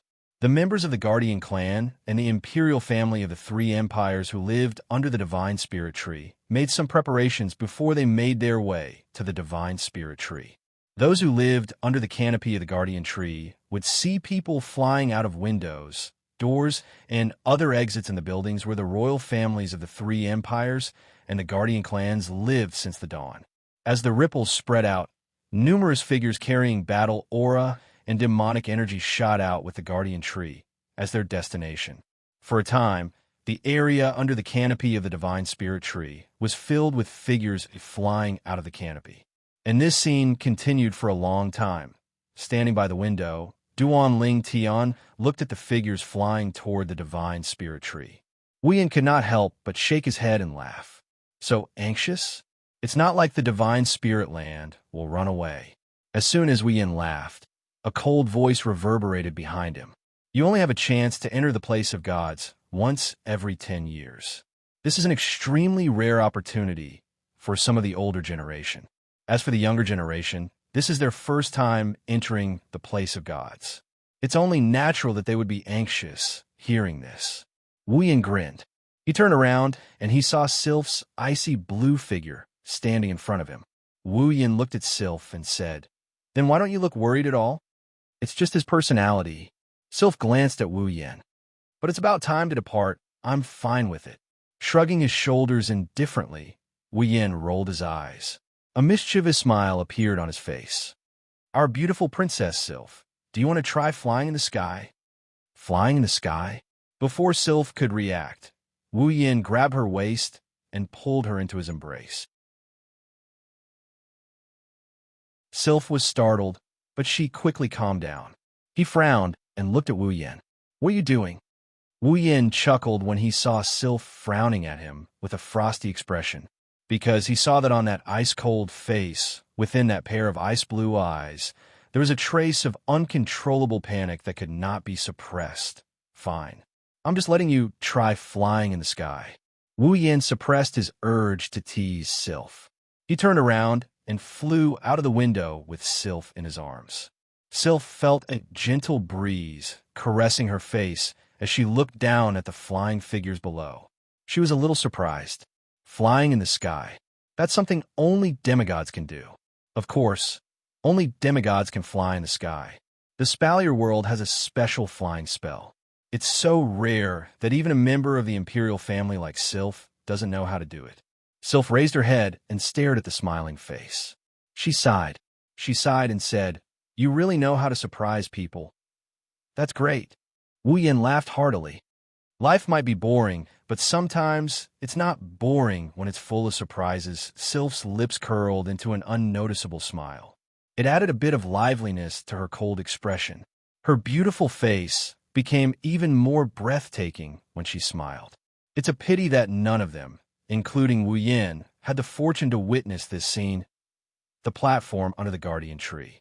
After 3 days, the platform that was slightly damaged by Wuyan and Intel's collision has been restored to its original state. Silhouettes flew over from afar and landed on the platform. They gathered in groups of 2s and 3s and started whispering to each other. They are all members of the imperial family of the three empires. On the other side of the platform, a group of about 100 members of the Guardian tribe gathered together. Unlike the imperial family of the three empires who are whispering to each other, the Guardian tribe's members kept their mouths shut.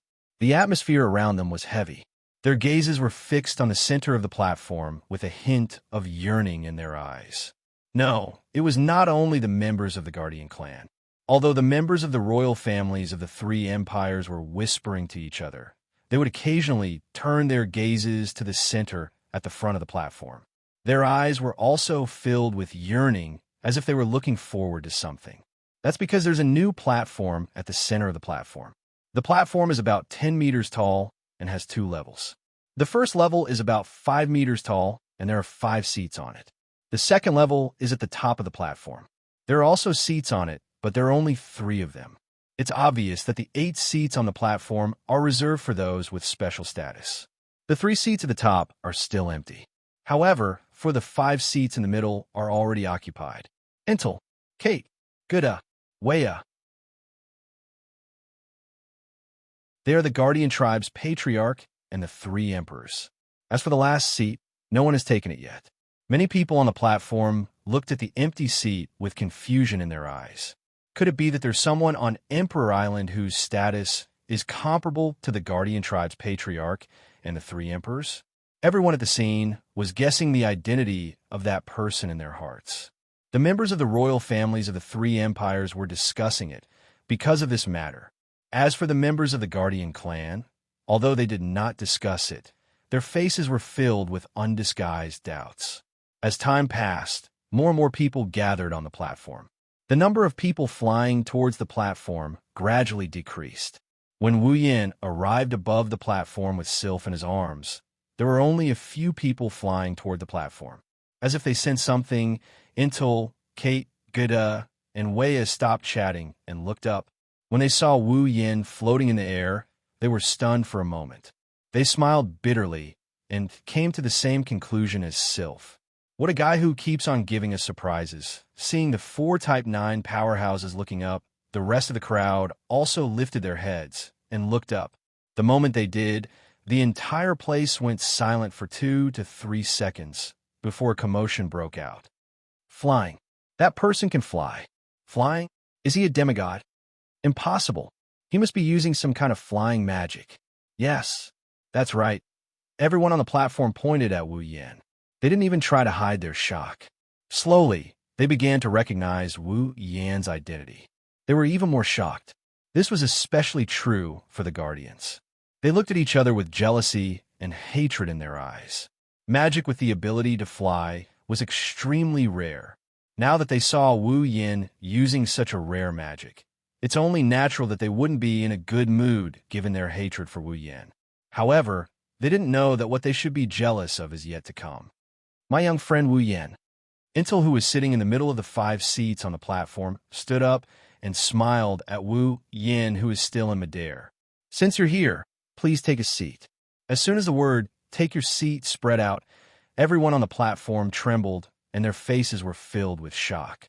The person who could sit on the same level as the 3 emperors and the patriarch of the Guardians is him.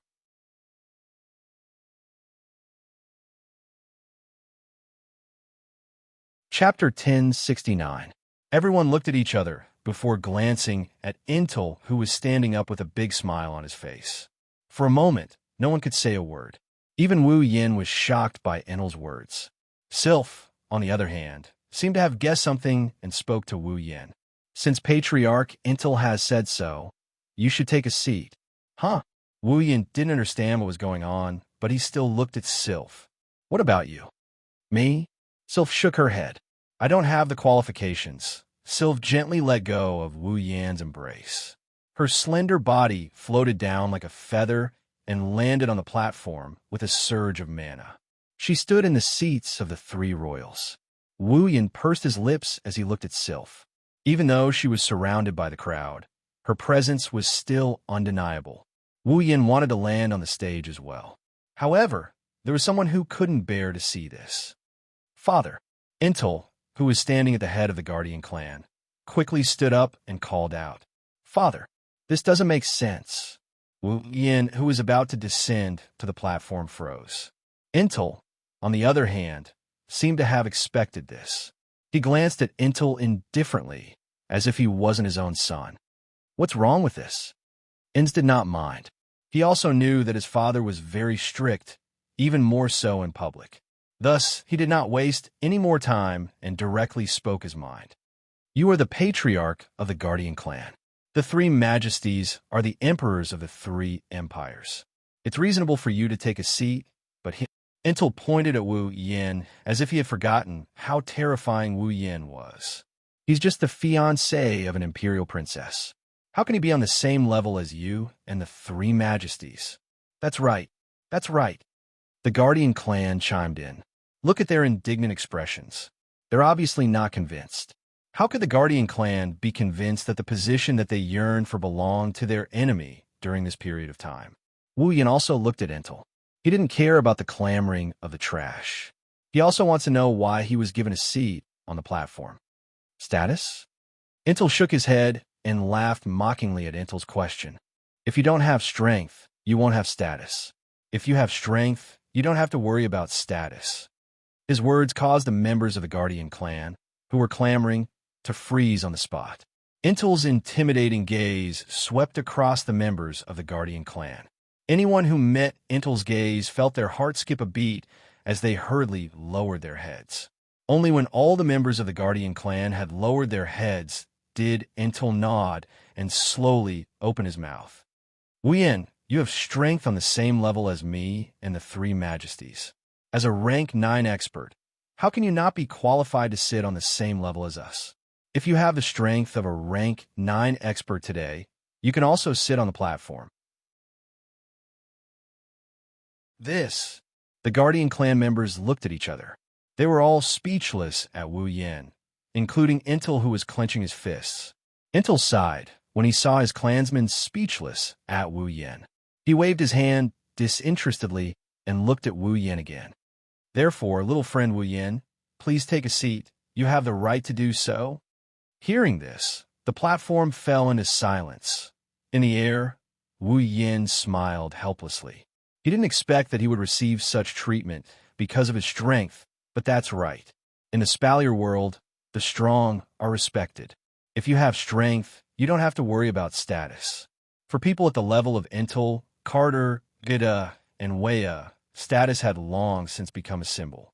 Only strength was what truly caught their attention. Thinking of this, Wu Yin adjusted his state of mind. His body drew a smooth arc and flashed to the middle of the platform. He landed beside Carter and sat on the leftmost seat of the 5. Intel also chuckled and sat down. The 5 seats in the middle of the platform were full. Seeing Wu Yin sit on the high platform, the Guardian clan members had mixed feelings. However, they couldn't do anything about it. Who asked him to have such strength? Incy stared at Wu Yin, who was sitting on the high platform and chatting with Intel, Carter, and the others. His heart was filled with jealousy and hatred. He was panting heavily and his eyes were red. Was there anything more painful than watching the target of one's resentment climb to a position higher than oneself? Incy would rather have Wu Yin choke him again than see him reach the position he yearned for. Unfortunately, this was destined to be an extravagant hope. The members of the 3 imperial families looked at Wu Yin with eyes full of admiration. Even Ka and Jaffer had some admiration for him. They didn't have the same feelings as the Guardian clan members. From their point of view, they could only see a young 9th rank powerhouse.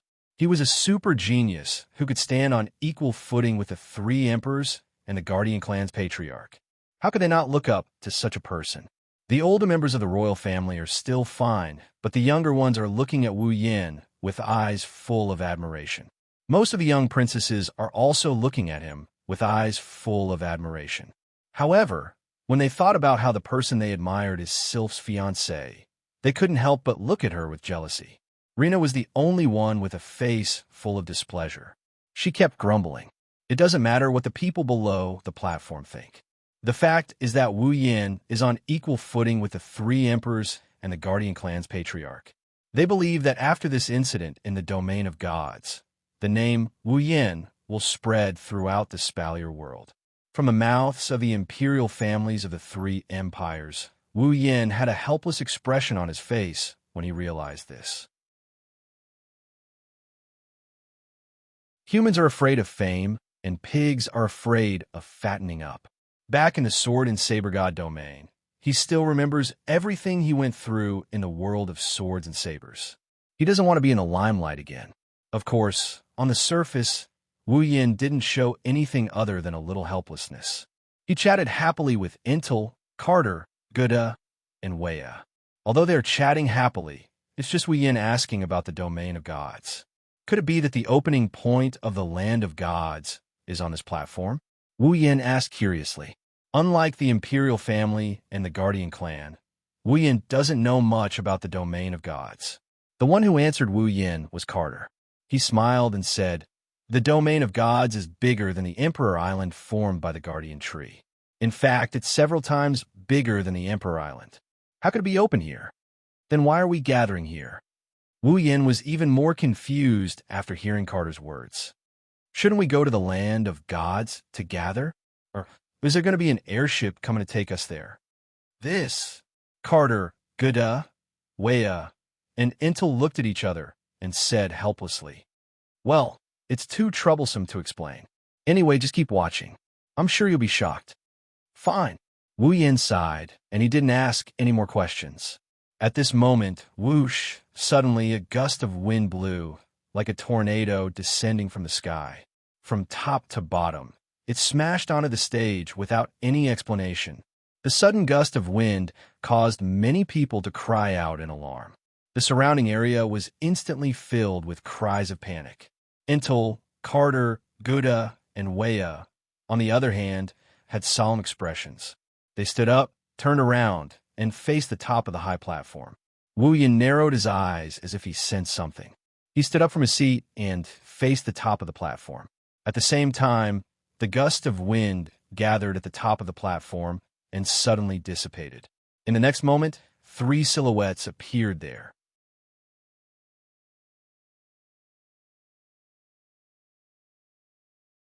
Chapter 1070. The wind blew in all directions. By the time everyone present raised their heads and looked at the 3 indomitable figures at the top of the tall stage, they were already standing side by side, facing the entire crowd. Immediately, Intel, Carter, Guda, and Veer bowed respectfully towards the 3 figures standing at the top of the platform. "Greetings, Lord Protectors." The voices of the 4-9 stage powerhouses awakened everyone below the stage. When they heard the words guardian deity, everyone was slightly startled and hurriedly bowed in respect. "Greetings, Lord Protectors." Their loud voices reverberated throughout the platform. Everyone bowed and saluted the 3 guardians at the top of the platform. Wu Yin was the only one who looked at the 3 guardians above him with a strange glint in his eyes. He was also a bit shocked by what he saw. Jarlin, Ilu, level 96 Magnubi, Balba, level 95 Linya, Fear, level 95. Wu Yin recognized the one standing in the middle. He wore a gray robe. It was the demigod Lord Protector he met in the Ilu Empire's treasury, Jarlin. As for the other 2, the old man in white robe and the beautiful woman, Wu Yin did not recognize them. However, the system informed Wu Yin of their true identities. The Lord Protectors of Balba and Fear Empire. Demigod Lords. 3 demigod rank powerhouses. That was why Wu Yin was shocked. It was not that he had never seen a demigod before. In fact, there was a demigod beside him who would hang around him all day long and act coquettishly in front of him just to make him cook for them. However, the sight of 3 demigod lords standing together still shocked Wu Yin. After all, there are only 5 demigod lords in the entire Spalier world. Including Violet, there are only 6. Including the Beast King, there are only 7. Now, half of the demigod lords are standing in front of him. The feeling is indescribable. This is why Wu Yin did not follow Violet into the Behemoth Forest. Otherwise, he would have seen all of the demigod lords in the Spalier world. He would be even more shocked. Phew, he exhaled a long breath. The shock in Wu Yan's heart calmed down, and he seemed to be attracted by the sound of his breathing. On top of the platform, the 3 demigod guardians, Garen, Magnubi, and Linya, finally noticed that beside Intel, Carter, Guda, and Vea, there was a young man who was too young for them to even consider his age. At this moment on the platform, be it the royals or the guardian clans, all of them are bowing. Intel and the other 3 are also bowing.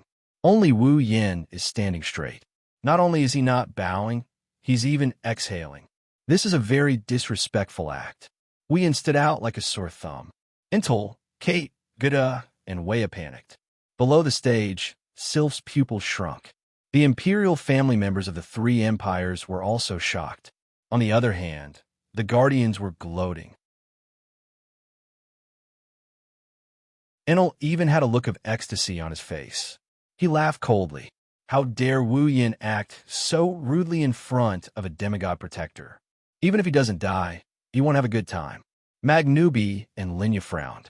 Their eyes were filled with displeasure. Their impression of Wu Yin has soured.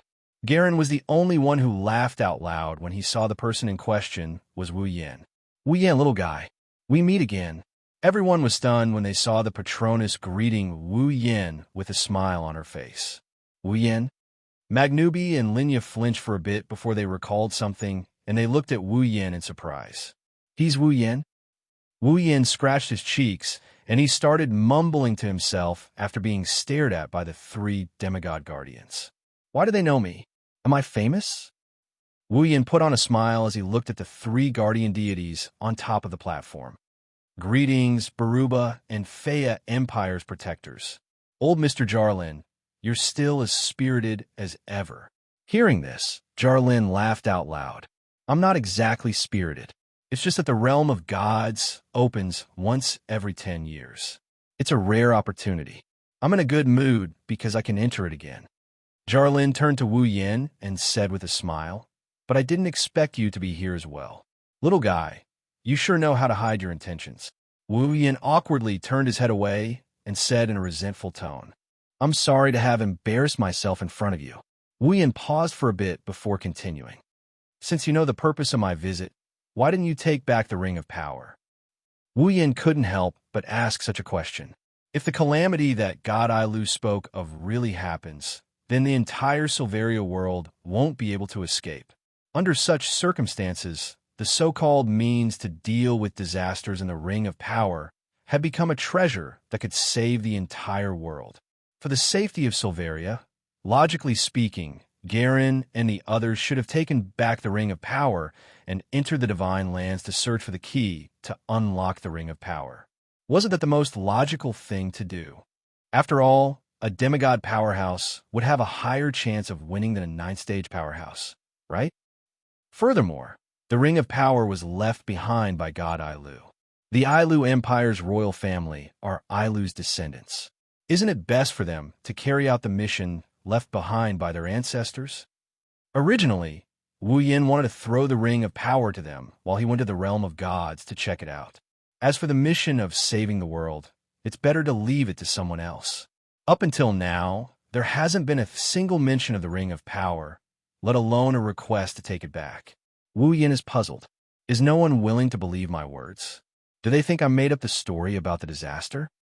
Jarlin saw through Wu Yin's thoughts and stopped smiling. Instead, he sighed.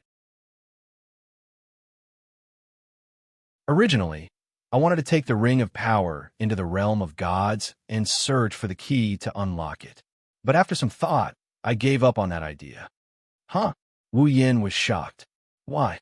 Since Ancestor Ailu didn't leave the Ring of Power and the Great Calamity as a legacy in the imperial family and pass it down from generation to generation, then he definitely doesn't want us to interfere with the matter of opening the Ring of Power, Jaren said with a serious face. Although I don't know what's in the Ring of Power, since the Ancestor chose to place the Ring of Power outside and let an outsider open it, he must have his own considerations. Therefore, I don't intend to directly interfere in this matter. Little guy, the matter of opening the Ring of Power can only be left to you. Wu Yin didn't know whether to laugh or cry. You really think too highly of me. I have no choice but to look up to you. Linya, who has been observing Wu Yin all this while said this. She chuckled and said, After all, you're the person that Miss Z values and supports. Wu Yin was shocked to hear Yukari's name from Linya's mouth. Miss Violet? Violet? You know Violet. You can say that we've met before. Magnubi nodded with his hands behind his back. In short, we chose to trust you. I hope you won't disappoint us. Wu Yin opened his mouth. He wanted to ask something, but when he saw Garen, Magnubi, and Linya looking like they were deep in thought, he figured that he wouldn't get anything out of them even if he asked. Thus, he gave up on asking. As for the others who saw Wu Yin chatting with the three Imperial Guardians, they're already in a daze. Suddenly, Jaren, Magnubi, and Linya's expressions froze. They all turned their heads and looked in the direction of the Guardian Tree. Wang. Almost at the same time, when the three demigod rank experts turned their heads, the towering divine tree began to tremble. Green light flashed.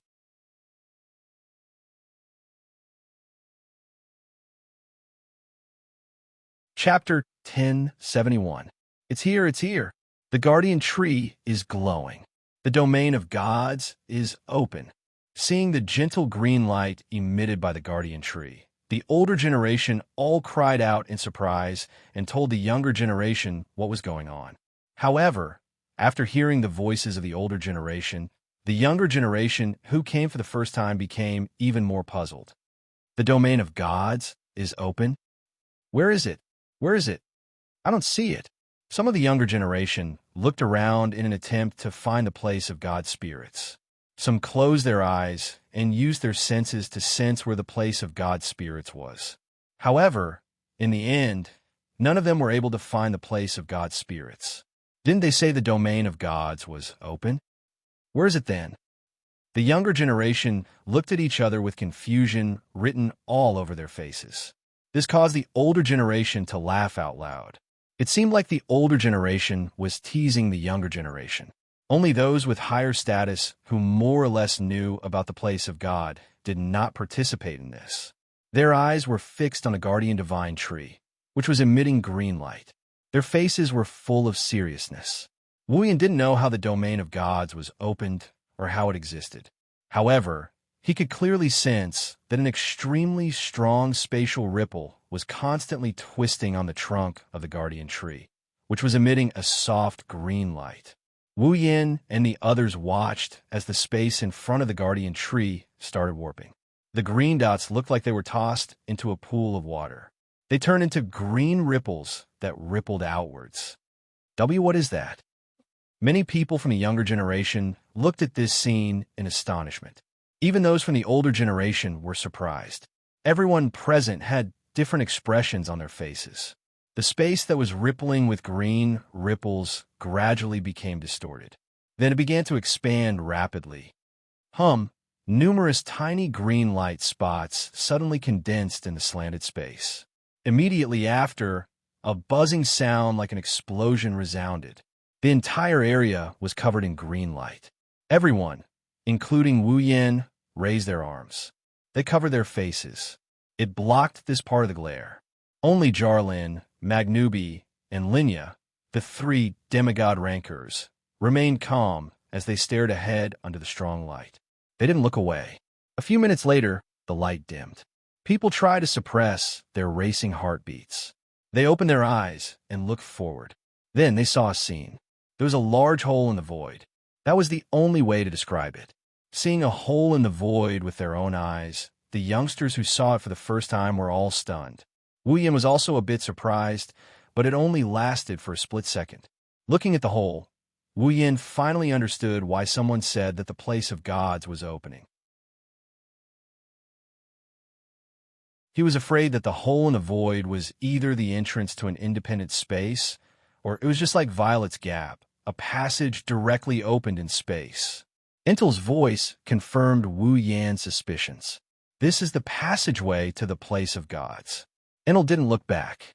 He used his demonic power to spread his voice. This is a passageway that can only be opened by the guardian tree once every 10 years. Through this passageway, you can reach the place of gods. But be careful. Entel's eyes flashed with a sharp light as he glanced at everyone below the stage. This passageway can only be used by members of the royal family and the guardian clan recognized by the guardian tree.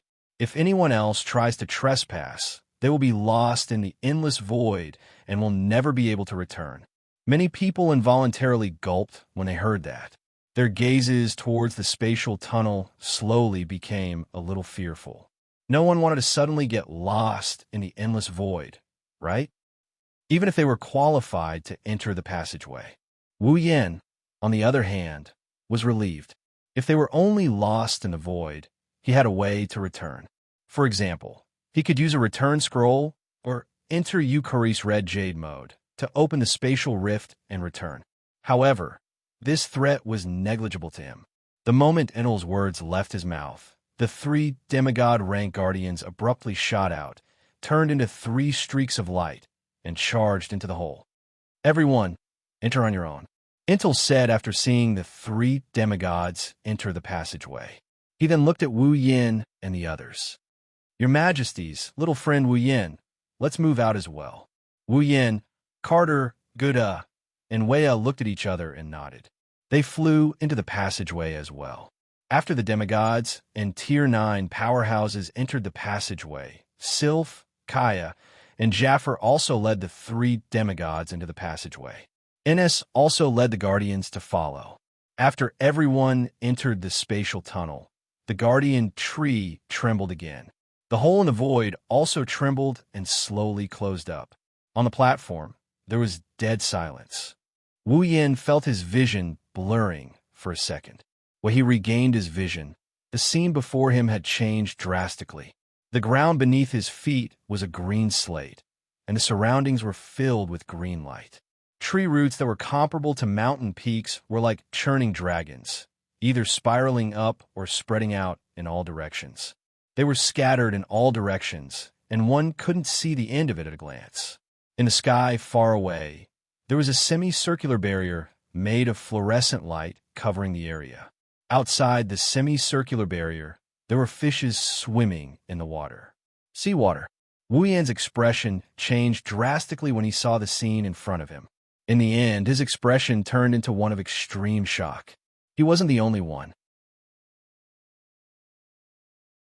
Those who entered the passageway for the first time, and those who have been here before were also shocked.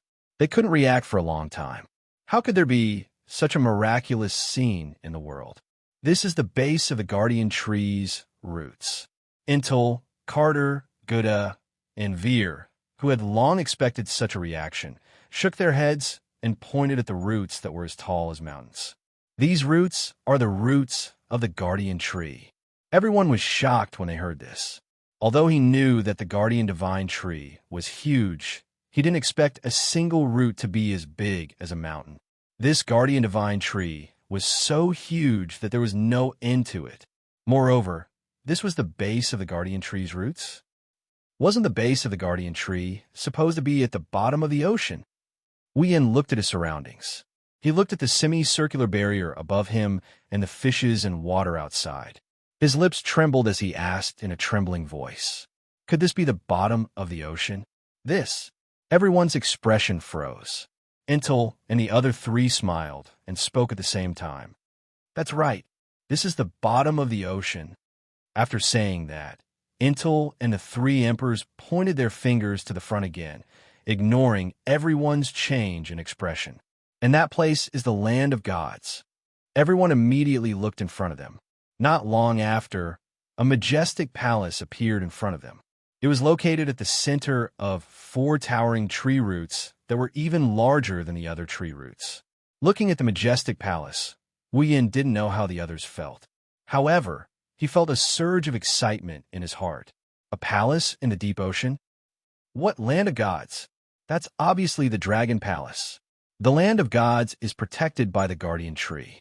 Even if a super strong person with heaven-defying strength has a way to reach this place, they can't enter without the approval of the guardian tree. Intel puffed out his chest. The 3 guardian gods have already gone over. Let's hurry over as well. We don't want to delay the opening of the land of gods. After saying that, he led everyone, including Wu Yin, towards the direction of the palace and the land of gods.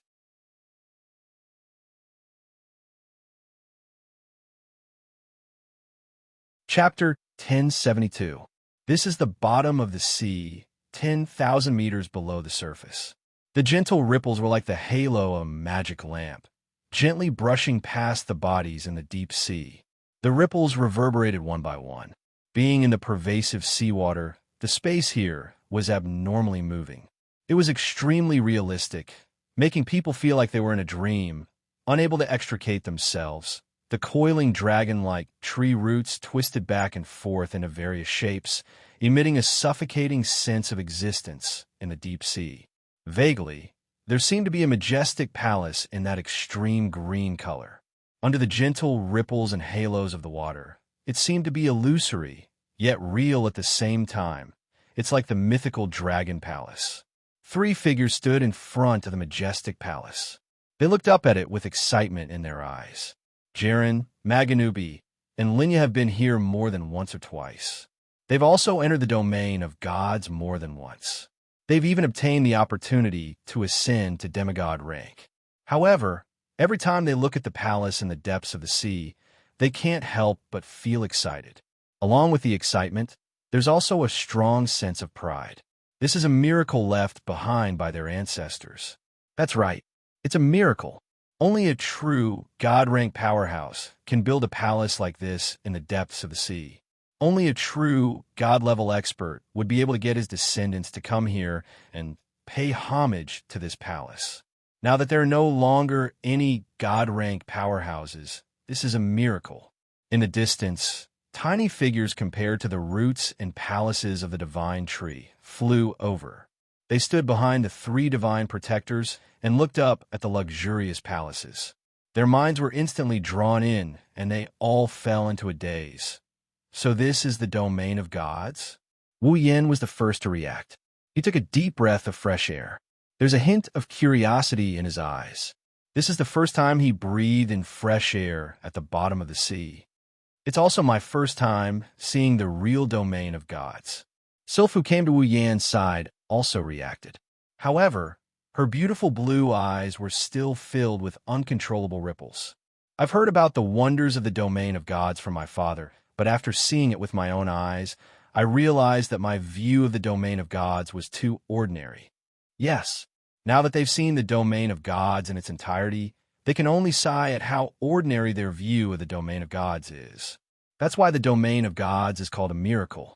It was not only because it contained a treasure that could allow one to be reborn, it was also because of its incomparably unique way of existing. While everyone was looking up at the domain of gods at the top of the distant sky, or rather, above the deep sea, a green beam of light suddenly shot out. It was like a beam of light, and in an instant, it landed on the land of gods. Then, under the gaze of everyone present, the entrance of the palace in the land of gods was enveloped by the green pillar of light. Slowly, the door opened. The guardian tree opened the entrance to the domain of gods. Kite exclaimed. Wu Yin was surprised. So the guardian tree is the only one who can open the entrance to the domain of gods? Of course, Entel said proudly. Other than the guardian tree, no one else can open the door to the domain of gods. Maybe a god-rank powerhouse can, but only the guardian tree can open the door. It's the key to opening the domain of gods. Wu Yin nodded at Entel's words, but deep down, he was deep in thought. In that case, could the ability of the gap invade the land of gods? Would the eyes of the land of gods be able to see it as well? Also, can I use my realm energy? Can I imitate the guardian tree's ability and open the door to the domain of gods? Wu Yin felt a little restless when he thought of this. He quickly suppressed the urge in his heart. He smiled bitterly. I'm surprisingly adventurous. The domain of gods has been opened. The 3 guardians only spoke when the door to the domain of gods was fully opened. Magnubi glanced at Wu Yin, Entel, Kite, Guda, and Weya. The rest were ignored. In the eyes of a demigod powerhouse, perhaps only a demigod powerhouse had the right to talk to them. We'll go in first. I'll leave the explanation of the domain of gods to you all. Hearing this, Entel, Carter, and the others hurriedly replied respectfully. Linya looked at Wu Yin. A beautiful smile appeared on her flawless face. I'll leave the matter of the ring of power to you, Wu Yin sighed. I can only say I'll do my best. That's enough. Garen nodded. He reached out and patted Wu Yan's shoulder. In short, I'll leave everything to you, little guy. Wu Yin nodded heavily in front of the 3 guardians. The 3 guardians smiled. Then, the 3 guardians leaped into the air and entered the domain of gods. Wu Yin watched as the three guardian gods disappeared into the gates of the domain of gods. Behind him, the royals of the three empires and the guardian clans looked at him with complicated feelings. Even the three emperors and the patriarchs of the guardian clans could only exchange a few words with the three guardian gods. Wu Yin, on the other hand, was treated as an equal by the three guardian gods. In fact, the three guardian gods seemed to be asking Wu Yin for a favor. Why is this Wu Yin so lucky to be valued by the three guardian deities? At this moment, regardless of whether they had a good or bad relationship with Wu Yin, this was the only thought left in their minds. Inz lowered his head, his eyes flashing with jealousy and hatred. When he raised his head and looked at the land of gods, all of that jealousy and hatred turned into a strong fanaticism that almost surged out of his body. From In's point of view, the reason Wu Yin was valued by the three guardians was because he reached the 9th stage at such a young age. If he, Inz, could also become a 9th-stage powerhouse, then he would also be valued by the three guardians. He might even be able to turn the tables and defeat Wu Yin, who had defeated him time and time again. The land of gods. Inz looked at the land of gods with a greedy gaze. I must get a chance to reach the 9th stage in there. At this moment, Enel also spoke. Remember this. All of you can only stay in the domain of gods for 10 days. After this period of time, the guardian tree will expel all those who are still in the god spirit grounds and close the gate to the god spirit grounds. Enel's eyes were like lightning as he looked at the people behind him. Whether or not you can get a chance to evolve within these 10 days will depend on yourselves. Everyone clenched their fists and tensed up. Ka, Jaffer, and even Sylph had a solemn look in their eyes. Wu Yin looked at Sylph's serious expression and spoke softly. Do you want to come with me? Sylph looked at Wu Yin and hesitated for a moment before nodding. Sylph didn't know Wu Yin's true strength, but she was certain he was stronger than her. It would be good to have someone to look after her. Besides, Sylph didn't want Wu Yin to shoulder the fate of the entire Spalier world. If possible, she would like to help Wu Yin find the key to the Ring of Power. Carter seemed to have overheard the conversation between Wu Yin and Sylph. He glanced at them and said, "After you enter the domain of gods, all of you will be randomly separated. If you want to move together, then all you have to do is let a certain part of your body come into contact with each other when you enter the domain of gods. And that will do." Before anyone could react, Carter continued with a serious expression. "However, don't blame me for not reminding you. If you want to evolve in the domain of gods, you will have to pass the Guardian Trees test. Only those who pass the test will have the chance to evolve." Furthermore, Carter looked at everyone who held their breaths. Finally, his gaze landed on Wu Yin and Sylph. The more people you have in your group, the harder the test will be. Many people's expression changed when they heard this, including Sylph.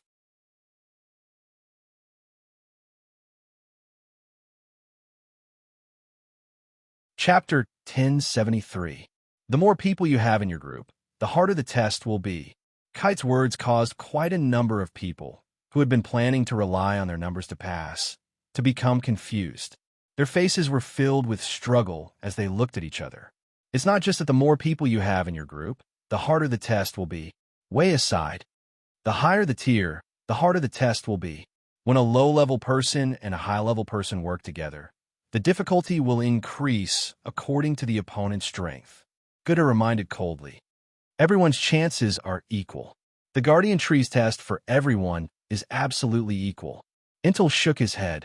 Although the test has become more difficult, the rewards you can obtain are also proportional to the difficulty of the test. If you move together, the higher the difficulty of the test, the better the rewards you will obtain. The choice is still in your hands. The reminder of the 4 higher-ups caused everyone to lower their heads and ponder. Sylph also reconsidered entering the domain of gods with Wu Yin. Suddenly, a large hand patted her slender shoulder and chuckled. "Since the test is fair, why don't we go in together? No matter what the test is, we will definitely pass it." Sylph's eyes flashed, and she turned around to look at Wu Yan's confident face. Her frosty expression melted a bit, and she nodded in agreement. "Let's go in together." Sister Sylph. Almost at the same time, a voice so sweet that it gave one goosebumps echoed in the air. Let Lana pass the test of love with Sister Sylph. When they heard this, both Wu Yin and Sylph grimaced at the same time. Let's go. They no longer hesitated. Wu Yin reached out and grabbed Sylph by the waist. Sylph jumped into Wu Yan's embrace as if she was blessed by a stroke of luck. Wu Yin leaped into the air. He soared into the sky. He didn't even bother to greet them. He turned into a ray of light and flew towards the entrance of the domain of gods with Sylph in his arms. It didn't take long for them to enter the domain of gods. Only the size of Intel, Carter, Goda, and Weya, who didn't know whether to laugh or cry, could be heard on the scene. The clamor of the crowd that couldn't remain calm and Rena's exasperated screams mixed together and spread out. Clouds were floating in the boundless sky. However, the sky was green. Suddenly, the space in the green sky distorted violently. Then, an illusory vortex appeared out of thin air. Not long after the illusory whirlpool appeared, a stream of light shot out from the whirlpool like a meteor. It hovered around for a while before stopping. Two figures appeared from within the stream of light. Is this the domain of gods? Looking at the green sky in front of him, Wu Yan's expression was one of shock. Isn't the land of gods a palace? Why does it look like we're outside? Yes, this is the domain of gods. Sylph was in Wu Yan's embrace, explained calmly. However, Father once said that the domain of gods isn't as simple as it looks. It is supported by the power of the guardian tree. Sylph recalled the information she got from Carter and said, the palace we saw outside is actually the core of the domain of gods. The treasures in the domain of gods are all in that palace. The divine tree won't allow anyone to enter the palace of the realm of the gods. Sylph said as she looked at the green sky. The land of gods is a crevice between the core palace and the outside space with the power of the guardian tree. Only when we find the gate of the core palace in the land of gods can we obtain the treasures left by the gods. In other words, the so-called land of the gods is actually a spatial crevice between the core palace and the space outside. Wu Yin was speechless. Since it has created a spatial crack, the power of the guardian divine tree is even more terrifying than I imagined. The guardian tree is a treasure to begin with. Sylph nodded. Even though the guardian tree has gained a terrifying amount of power after being infused with the power of the three gods, the ability to create spatial rifts is something the guardian tree has always possessed. That's why the three gods chose the guardian tree to be the overseer of the divine lands. Sylph sighed, which was a rare sight. After all, the most effective way to get to a place 10,000 meters below the sea is to directly pass through space. Otherwise, even a demigod powerhouse would find it extremely difficult to get to a place 10,000 meters below the sea and find the land of gods, let alone someone below the demigod level. From a certain point of view, the guardian tree is the best treasure in the land of gods. Wu Yin nodded in understanding, and he helplessly laughed. In other words, the first test for the guardian tree is to find the entrance to the core palace of the domain of gods. Sigh, Sylph closed her eyes. If we want to find the door to the core palace in the land of gods, we have to pass the guardian tree's test and gain its approval.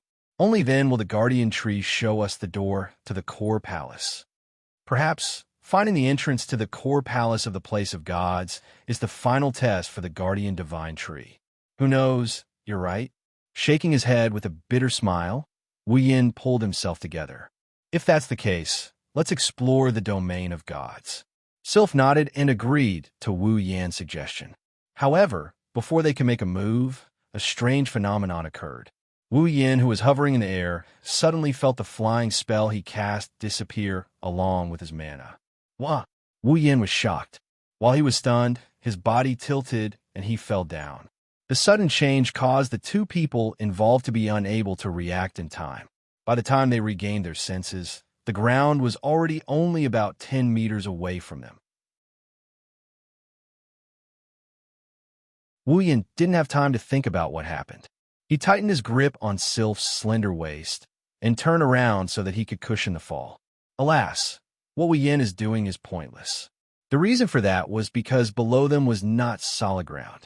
Instead, it was a lake with a splash. The two of them, who were completely unaware of the current situation and didn't even use their magic, fell into the water.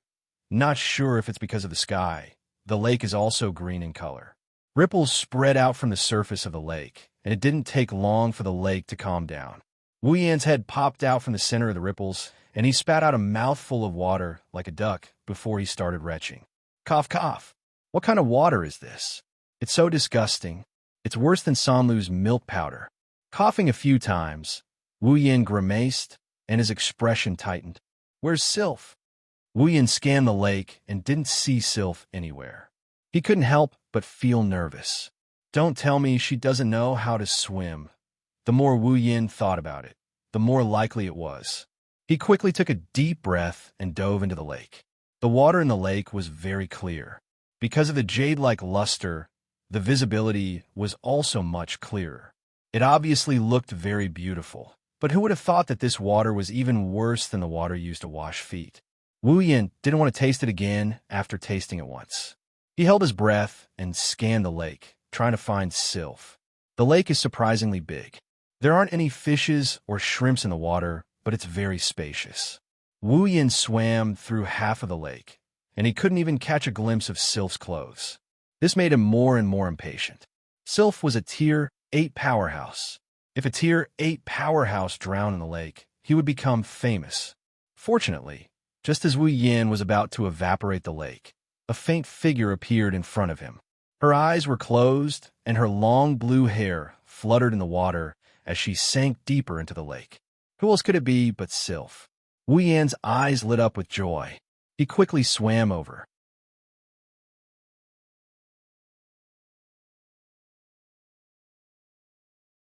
Chapter 1074. The sky was green, the ground was green, and even the space here was glowing green. The surroundings were silent. There were no clouds in the sky, and there were no signs of life. If one had to say what was moving in this world, it would probably be the green lake that was bubbling and rippling on the surface of the lake. The ripples gradually reverberated and became more and more intense. A head suddenly emerged from the ripples, panting heavily. It seemed that it had held its breath for quite some time. Before she could catch her breath, Wu Yan pulled Sylph out of the water as well.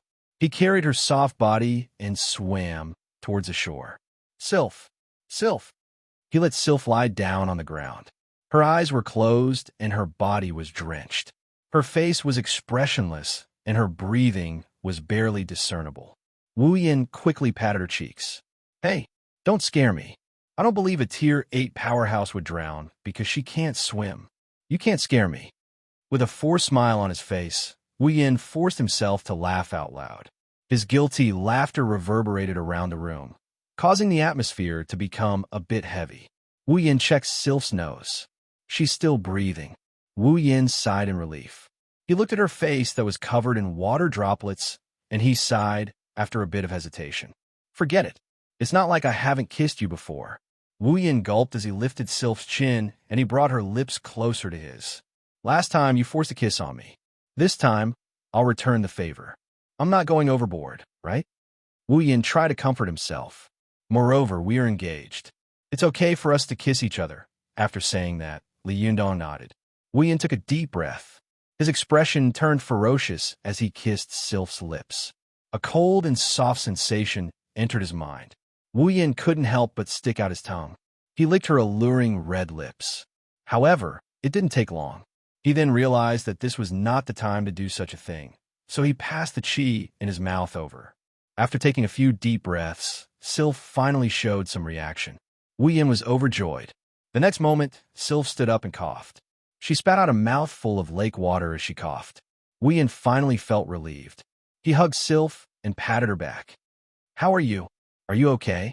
Cough. Cough, cough, cough, cough. Sylph coughed a few times. She only stopped when she could no longer cough up water. Her face was as pale as a sheet, making her look even more delicate than the Ice Princess. She looked around in a daze. Her gaze landed on Wu Yan. When she saw how wet he was and how cold she felt, she finally remembered what happened. She shook her head weakly. I'm fine. You don't look fine at all.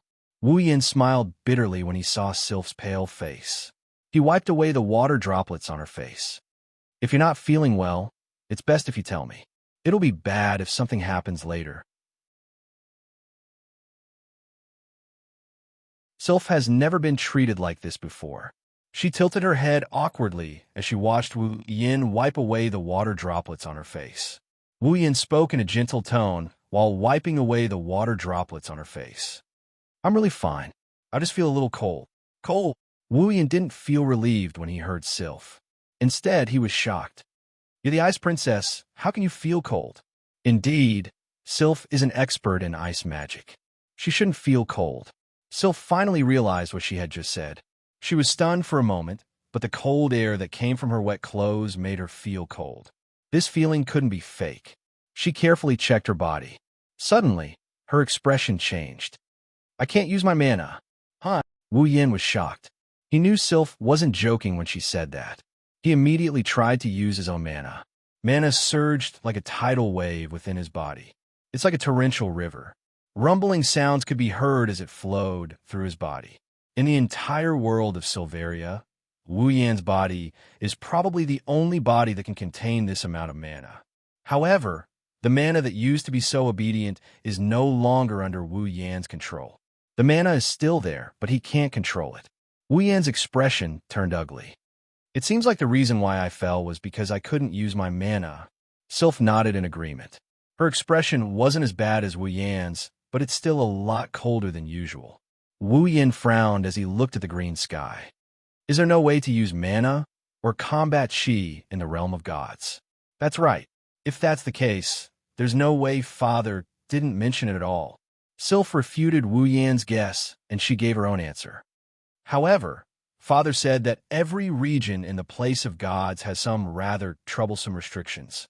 It seems that we have now entered a region where there is no way to use magic or even Do Qi. This is really... Wu Yin showed a troubled expression. This is going to be troublesome.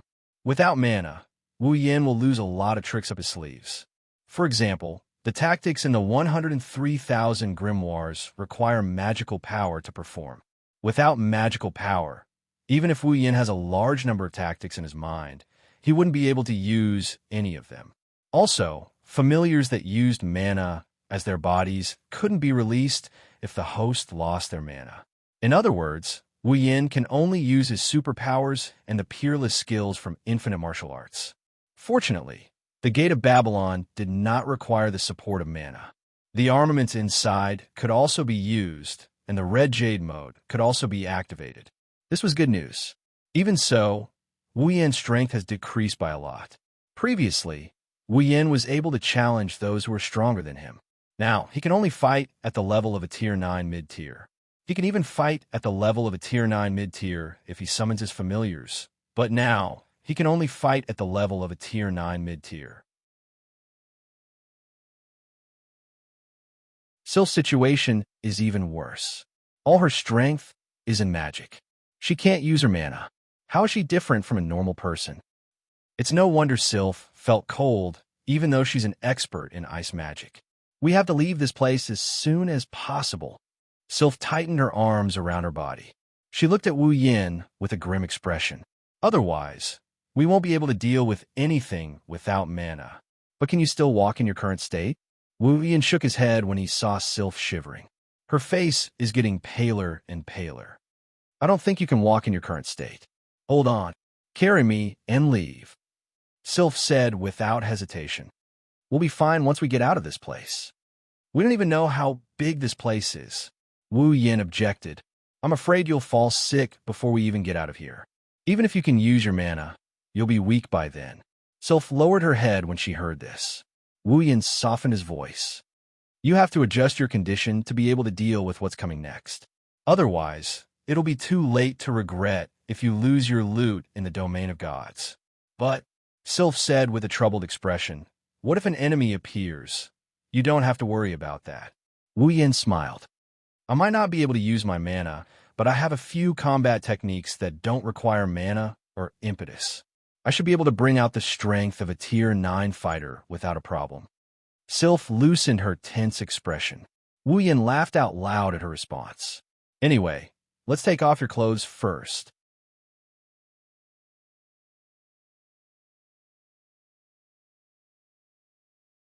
Chapter 1075. In any case, take off your clothes first. This sentence was not loud, but it was exceptionally clear. It reverberated in the silent space and spread in all directions, causing the atmosphere to drop to a freezing point. Wu Yin and Sylph stared at each other. One had a smile on his face, while the other had no expression on her face. Perhaps it was because of her pale face that she suppressed the blood rushing up her body. However, Sylph stared at Wu Yin without a hint of emotion in her eyes. It made Wu Yin feel pressured. Gradually, a water droplet slid down his forehead. It's unclear whether it's a water droplet or a sweat droplet. However, the smile on his face froze at a speed visible to the naked eye. Sylph stared at Wu Yin. She didn't say anything, but she tightened her grip on her clothes. It's like she wants her clothes to stick to her body. It's also like she's afraid that someone might try to steal her clothes. Her eyes turned vigilant. After a moment of silence, Wu Yan's stiff smile returned to its original state. If I say I mean no harm, would you believe me? Sylph continued to stare at Wu Yin silently. Her arms tightened around her body, telling Wu Yin the answer in her heart.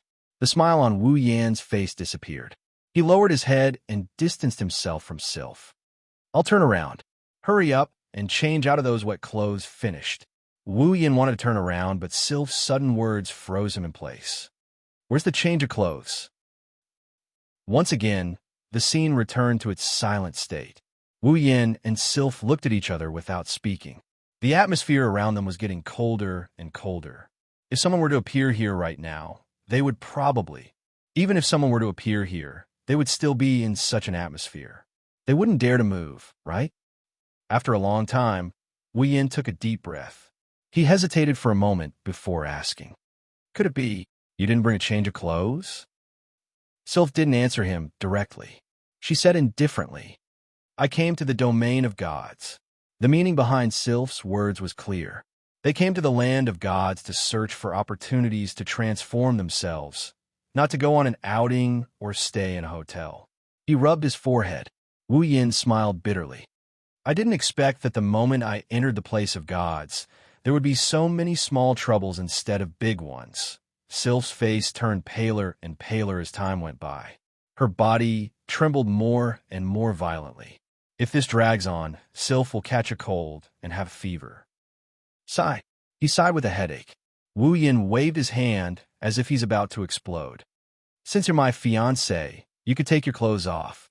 The air around them froze. Sylph stared at Wu Yin with her icy blue eyes. Wu Yin looked like he's going all out because he can't think of a solution. Sylph's eyes flashed, and she started hesitating. Fiancé. Sylph recalled the night she forcefully kissed Wu Yin in his room. She looked at Wu Yin again and sighed in her heart. Honestly, Sylph felt that she would never do something like that to another man. Yet, she did it to Wu Yin. Sylph didn't know why she did what she did that day. But she didn't dislike that kind of intimate contact with Wu Yin. Similarly, she didn't dislike being Wu Yan's fiancé. No man has ever been able to reach such a level in Sylph's heart. Never. Sylph could still remember the time when she learned about Wu Yan's relationship with the girls at the Ailu Imperial Palace.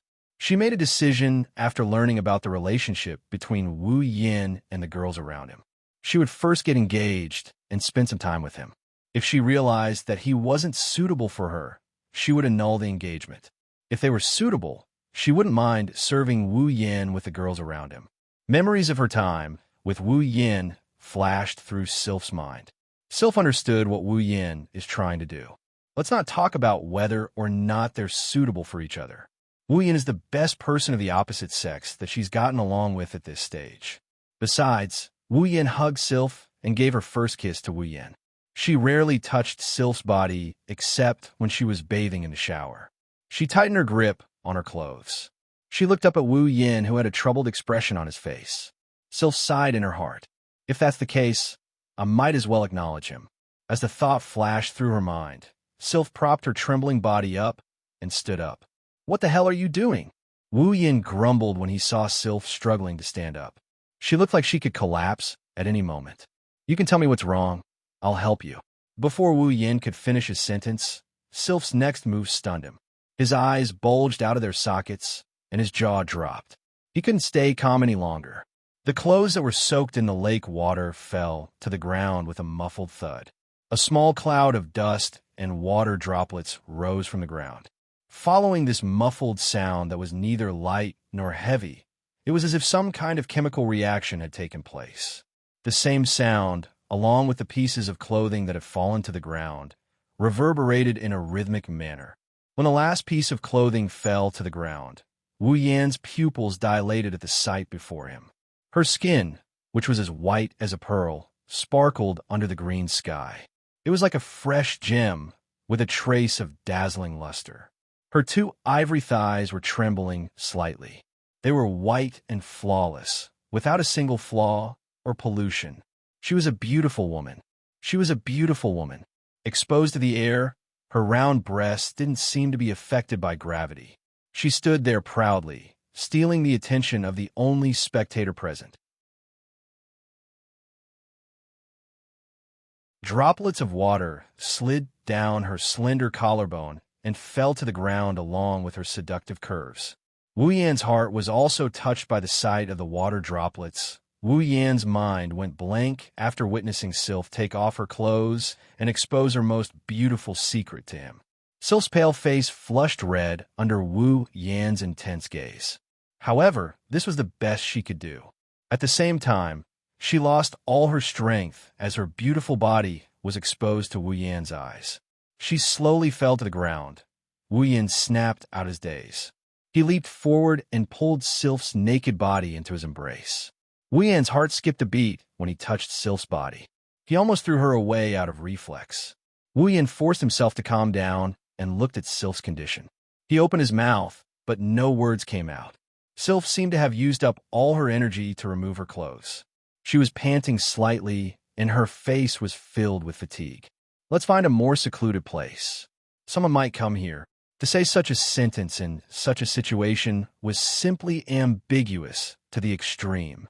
Wu Yan's mind went blank for a second. He nodded stiffly, and he looked around in a panic.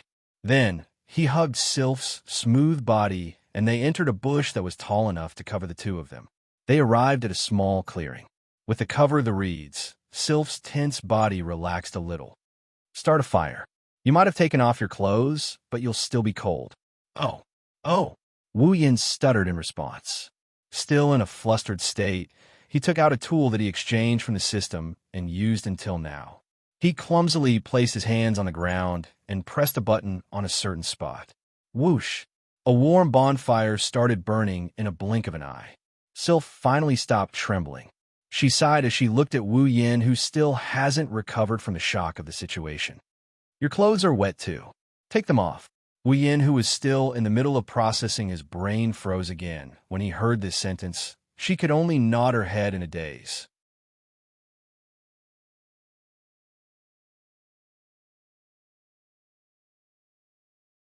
Chapter 1076. The sky is blue and the ground is green. The fluorescent light is slightly distorted in this green world. The tall reeds and grass were also abnormally green. Everything here seemed to be the only color that could allow them to survive in this world. There were no signs of life, nor were there any signs of activity. Although a gentle breeze would blow past this place from time to time, and this place was filled with an indescribable liveliness due to the monotonous green, the deathly stillness that permeated the air made it hard for one to breathe. However, at some point in time, within this monotonous green, there was suddenly a tiny fiery red. There is a bonfire burning in the middle of a patch of tall reeds that doesn't require any fuel. There is a crackling sound coming from the fire. It sounds like the sound of burning tree branches. The sound echoed in this eerily silent environment, adding a hint of activity to the atmosphere. Next to the bonfire, there is a black male outfit and an ice blue female outfit hanging on a tree branch. Drops of water dripped from the branches to the ground, proving that they are still wet. However, with the hot bonfire beside them, it shouldn't take much time to dry them up. Next to the bonfire and the clothes hanging on the tree branch, there's a man and a woman hugging each other, on their bodies, completely naked. I believe that if there was a lucky person who saw this scene, the first thought that would arise in their mind would definitely be the kind that is not suitable for children and would easily make people blush. Only the two of them know that even though they are hugging each other, there is not a hint of perverted thoughts in their hearts. That includes the man. They have been in this state for quite some time now. It wasn't that the two of them were intimate, but it started from the moment he hugged Sylph. From beginning to end, Wuyin didn't let go of her. At the same time, even though it's so easy to fall in love with her, Wuyin couldn't even muster the slightest bit of lust. It's not that Wuyin has turned over a new leaf and has seen through the world of mortals. It's just that he still hasn't gotten his chaotic mind to work properly. In other words, Sylph did it right in front of him. After taking off the clothes, Wuyin's mind has been blank. He still hasn't recovered from the shock. Starting a bonfire, taking off the clothes, drying the clothes. All these things.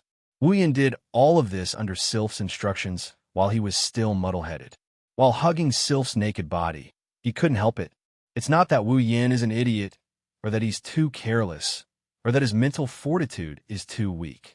It's just that this development came too suddenly. It happened so suddenly that Wuyin didn't have a chance to change his mind. He could only maintain his muddle-headed state until now. As for Sylph, for some reason, she didn't ask Wuyin to let go of her. She stayed in Wuyin's embrace after giving her instructions. She leaned against Wuyin's smooth skin, and she fell into a state of deep silence. Wuyin always thought that this kind of development would only happen in his dreams. However, as he hugged Sylph's soft and supple body, he could feel the smooth sensation in his heart telling him that she's not going to give him a chance to escape. Everything was real. Sylph really did strip herself naked in front of him. Wuyin kept replaying the scene of Sylph taking off her clothes one by one. Wuyin's eyes were still in a daze. After a long time, he finally regained some semblance of rationality and regained his senses. Sylph's body was pressed against his. They were like a pair of lovers trying to warm each other up in a snowstorm. There wasn't even a centimeter of space between them. Sylph's pale face was now rosy again. Her body stopped trembling. Apart from the fact that she couldn't summon her mana, she was back to normal. However, Sylph didn't leave. She lowered her head and buried it in Wuyin's chest. She didn't say a word, nor did she cover her body. She exposed herself to Wuyin. If Wuyin didn't feel Sylph's gaze on him, he would have thought Sylph had fainted. His hand around Sylph's waist twitched a little. Wuyin couldn't help but have a thought when he felt the warmth and smoothness of her skin. Is this person in my arms really the Ice Princess, Sylph? If she is, why would she do something like this? If that was the case, why was her body so hot when she was as cold as ice? If that was the case, then why did she stay in his arms and not leave? Countless questions arose in Wuyin's mind. He lowered his head and looked at the woman in his arms. The first thing he saw was her seductive body. Then, he saw her round breasts that he can't ignore. Her breasts are bigger than Shokuho Misaki's. Next, Sylph's icy blue hair covered her eyes. Her eyes were barely visible. Her fair skin was tinged with a hint of red. Her face was cold and beautiful enough to cause the downfall of a kingdom. He has to admit, Sylph is beautiful. She's beautiful. At the very least, among all the girls around him, only Violet and Ikaros can surpass Sylph in terms of temperament. In terms of appearance, Sylph isn't inferior to most of the girls. In addition, the other party was now in a state of honesty with him. This kind of beauty was even more soul-stirring. However, no matter how beautiful Sylph is, she couldn't suppress the doubts in Wuyin's heart. Forcefully kissing her, this kind of behavior could be explained as a result of her personality. However, taking off all her clothes in front of the opposite sex? Based on Sylph's personality, would she do something like that? Perhaps, but Wuyin doesn't believe it's because of her personality. A girl's most precious secret. Even if Sylph is willing to reveal it, Kate and the imperial family wouldn't. No matter what, Sylph is still a princess. Why? Wu Yin couldn't figure it out no matter how hard he thought about it. Sylph raised her head and met Wu Yan's gaze. She was expressionless as usual. However, Wu Yan's sharp senses told him that Sylph has changed. It's not her appearance or her personality. It's her attitude. It's her attitude towards him. Sylph shook her head and said, I just acknowledged you. Acknowledged? Acknowledged? I admit it. Sylph nodded. She met Wu Yan's gaze head-on. I just hope you won't forget about me when you give the women around you a proper status. Wu Yan was confused. Are you really going to marry me? Maybe not in the past. Sylph replied softly. The determination in her voice made Wu Yan's heart skip a beat. But from now on, I will only marry you. Sylph. Wu Yan avoided eye contact with Sylph, and he sighed. Is that okay? Why do you ask? I don't believe you don't know. Wu Yan bitterly chuckled when he met Sylph's gaze. I have a lot of women around me. I told you. Sylph didn't waver in the slightest. I don't mind serving you with them. I know, but that's not the problem. Wu Yan said in annoyance. I have a lot of women around me, but I love them wholeheartedly, and so do they. But I have feelings for you. Sylph's cold voice interrupted Wu Yan. You don't have feelings for me? Wu Yan was speechless. Sylph closed her eyes. From now on, I will only marry you. Are you sure? Wu Yan gnashed his teeth and his eyes sharpened. What if I kill your father in the future? What if I destroy the Ailu Empire? Sylph raised her head and glared at Wu Yan. I will kill you and kill myself. You. Wu Yan's expression was bitter. You are incurable. What's your answer? Sylph asked. Marry or not? Marry. Why not? Wu Yan glared at Sylph. He reached out with both hands and he rubbed her plump breasts. I hope you don't regret this. My body, I can't take it away. Father will be angry. Sylph grabbed Wu Yan's hand and got up. The rest is up to you. Wu Yan couldn't hold back anymore. He grabbed Sylph's head and he pressed it down on her. The ripples continued without stopping.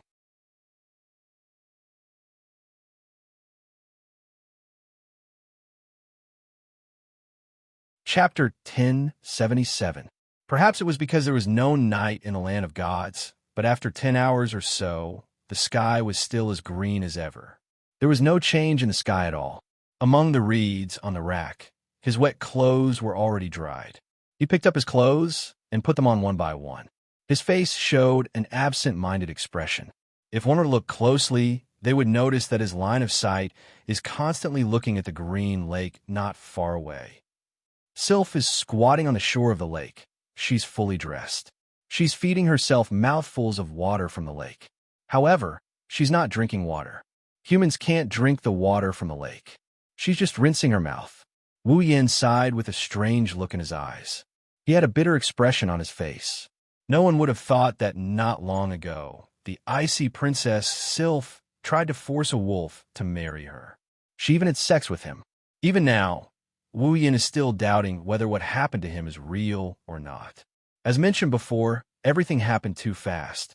Even though the wolf had licked the beautiful princess from head to toe, and the beautiful princess had served the wolf comfortably, he still felt like he was in a dream. It was not real and not real. It's too unbelievable. However, the truth is that Wu Yan did have intimate contact with Sylph. Even if it didn't devour the ice princess, the ripple it created was on the same level as devouring Sylph. Or rather, it's a little too crazy. Recalling how Sylph did what he asked her to do, Wu Yan's heart burned with passion.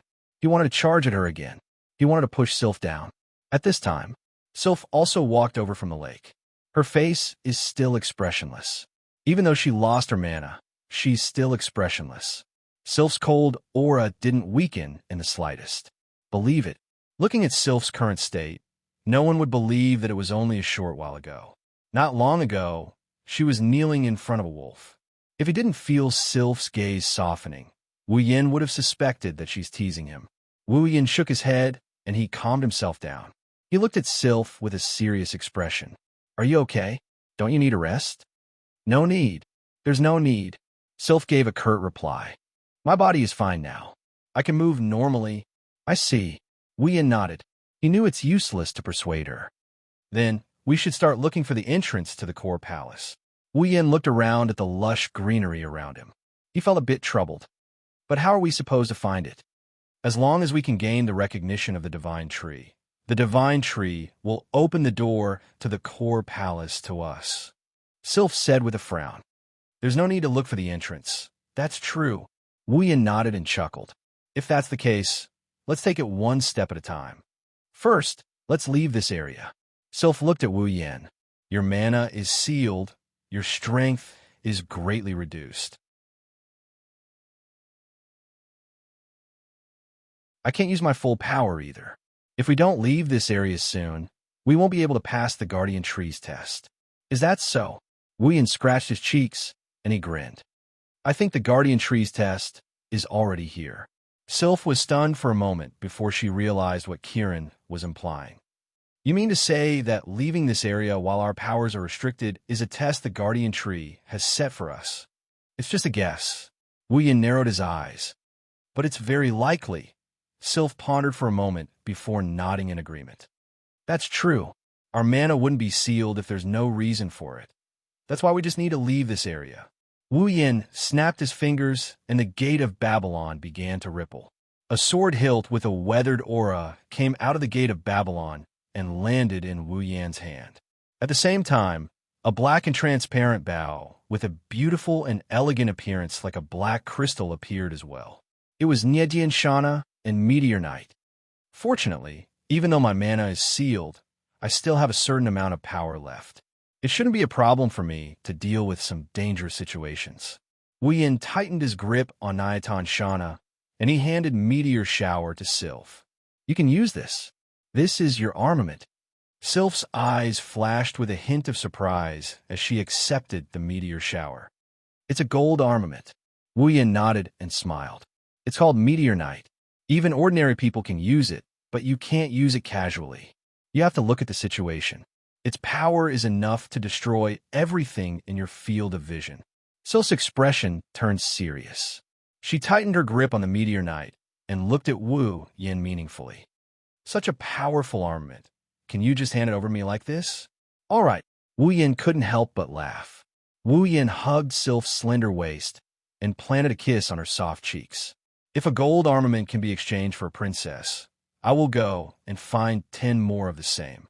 Wu Yin raised an eyebrow, and he smirked at Sylph. What about you? Can you find 10 more Sylphs?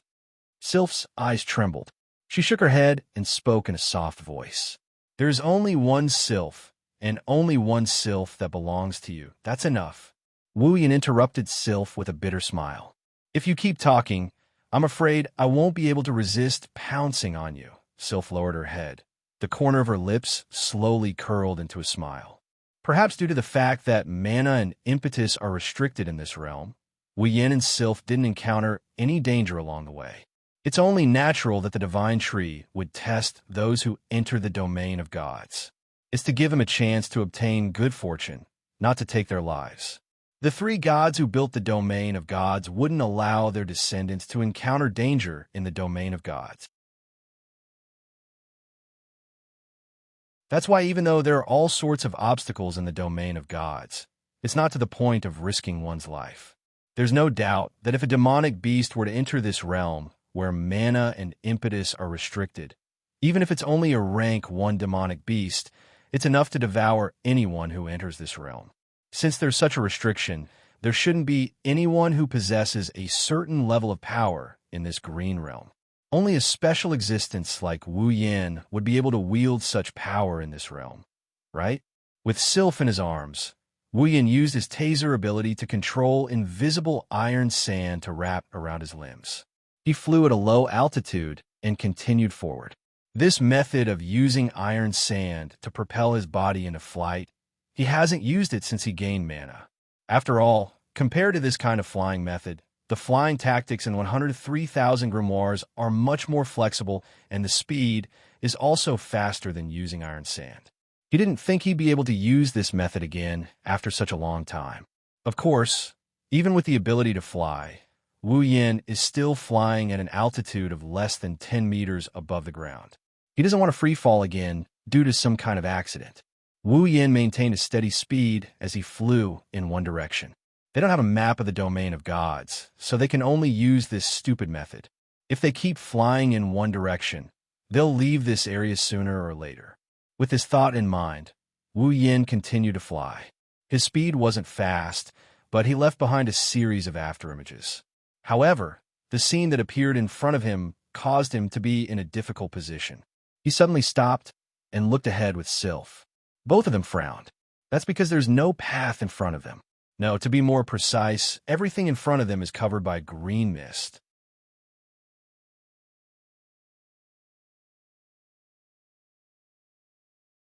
Chapter 1078. The emerald green, smoke-like fog was like clouds that came from the distant sky. Wisps of green light flickered faintly.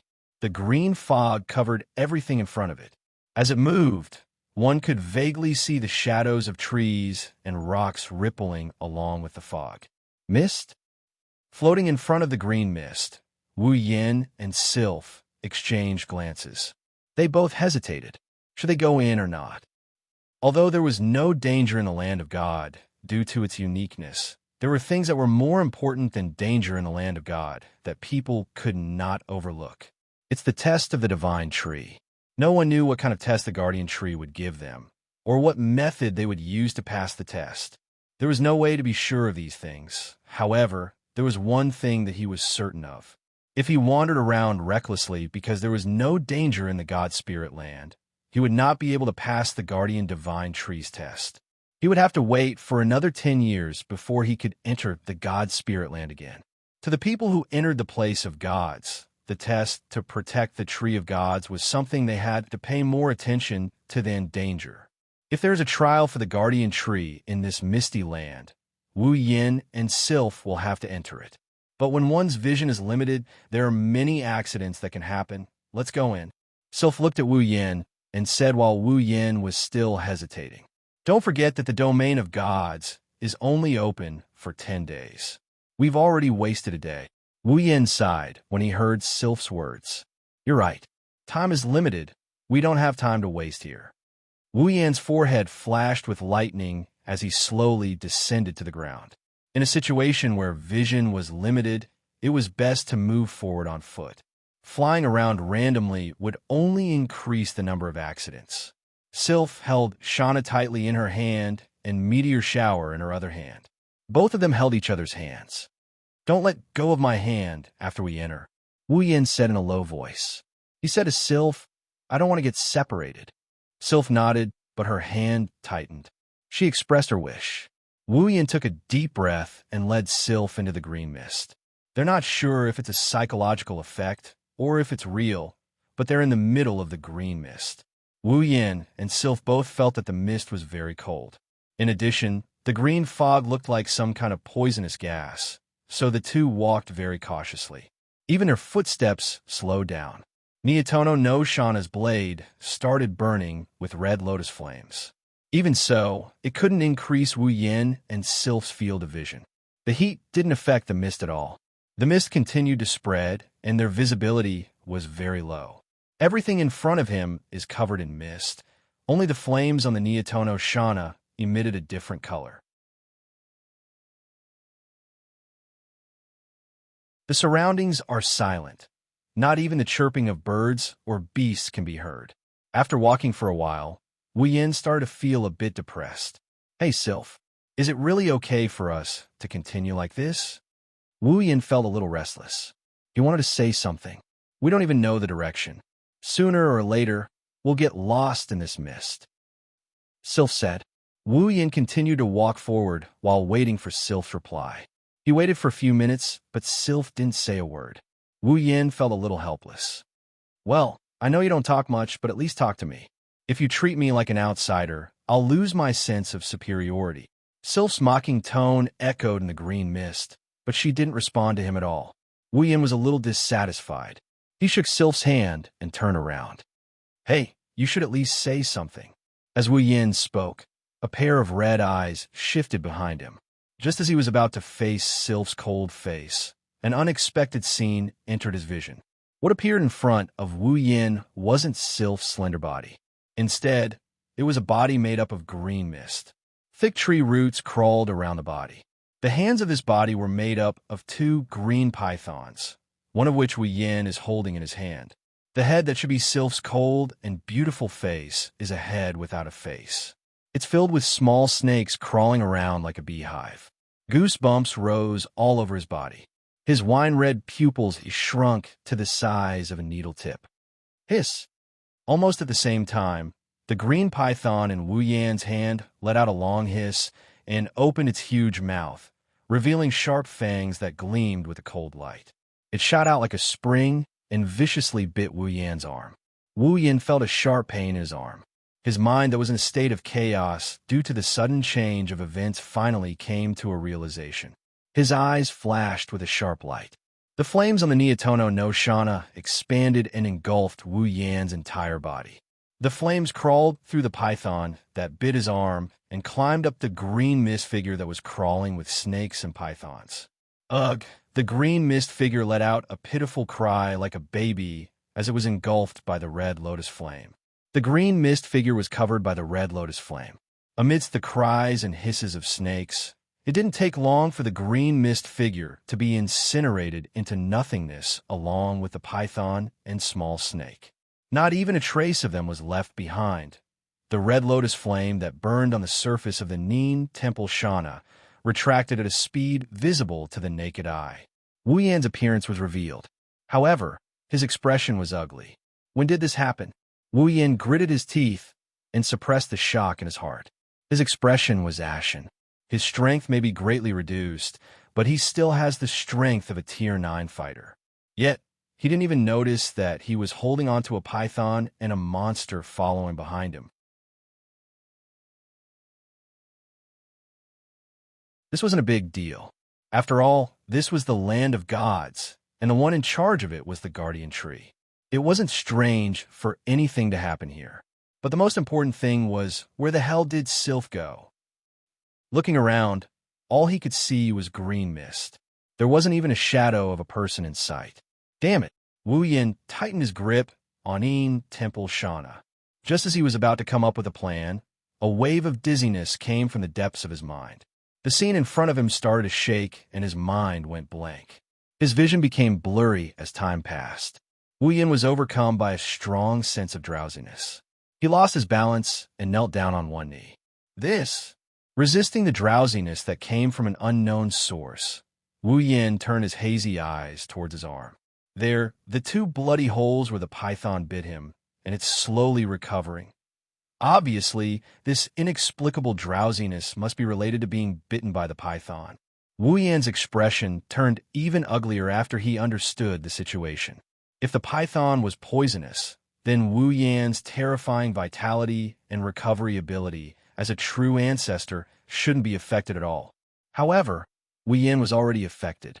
This proves that the python's poison isn't a life-threatening poison. It's just a hypnotic effect. After all, there was nothing life-threatening in the land of gods.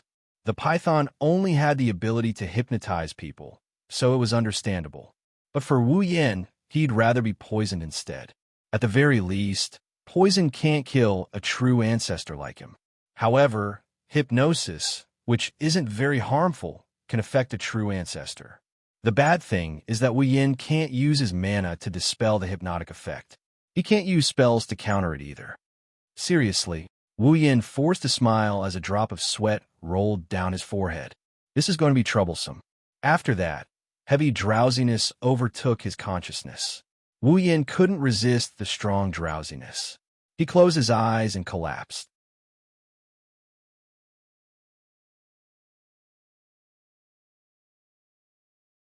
Chapter 1079. When he regained consciousness, Wu Yan groaned in pain as he felt a wave of dizziness wash over him. Shaking his head, Wu Yan clutched his head as he struggled to stand up. When he finally stood up, he slowly opened his eyes. The first thing that entered his vision was the blood-red light of the setting sun. When Wu Yan saw the scene at dusk, he froze in place in astonishment. Sunset? Sunset? Wu Yan scratched his head. He's confused. Before he lost consciousness, he was still in a green world, trapped in a green mist. Why did everything return to normal the moment he woke up? Did the mist dissipate? Is this what the mist looks like? Wu Yin tilted his head in bewilderment. So, there are normal places in the land of gods too. Wu Yin shook his head as he mocked her. Then, he recalled something, and he lifted his head abruptly. Sylph. Sylph is gone. Wu Yin subconsciously scanned his surroundings. What appeared in front of him made him flabbergasted. Not only did the green fog dissipate, the green world disappeared, the setting sun appeared, and the surroundings returned to normal. Even the scenery had completely changed. Currently, Wu Yin is standing on a long red carpet. Around him are wooden benches arranged in 2 rows that stretched all the way to the end of the hall. The surroundings were filled with flower petals, and the crisp sound of bells reverberated in the air. It sounded like the bells of Christmas, but there were some subtle differences. It gave people an involuntary feeling of happiness. Taking in his surroundings, Wu Yan's eyes are filled with confusion. Where am I? Why does this look like a wedding venue? People get married in the domain of gods? Wu Yin couldn't help but reach out his hand to scratch his face out of habit. However, when he extended his hand, he discovered his sleeves are white. No, or rather, it should be said that the clothes he was wearing now were white. Furthermore, it was a pure white suit. Looking at his current outfit, he's flabbergasted. This is a wedding. It can't be me, right? Very soon, someone answered his question. Yan, why are you still here? Don't you know everyone is waiting for you? A light voice came from behind him, waking him up from his stupor. He reflexively turned around and looked behind him. And with that one look, Wu Yan's expression changed. The owner of the voice is a beautiful girl.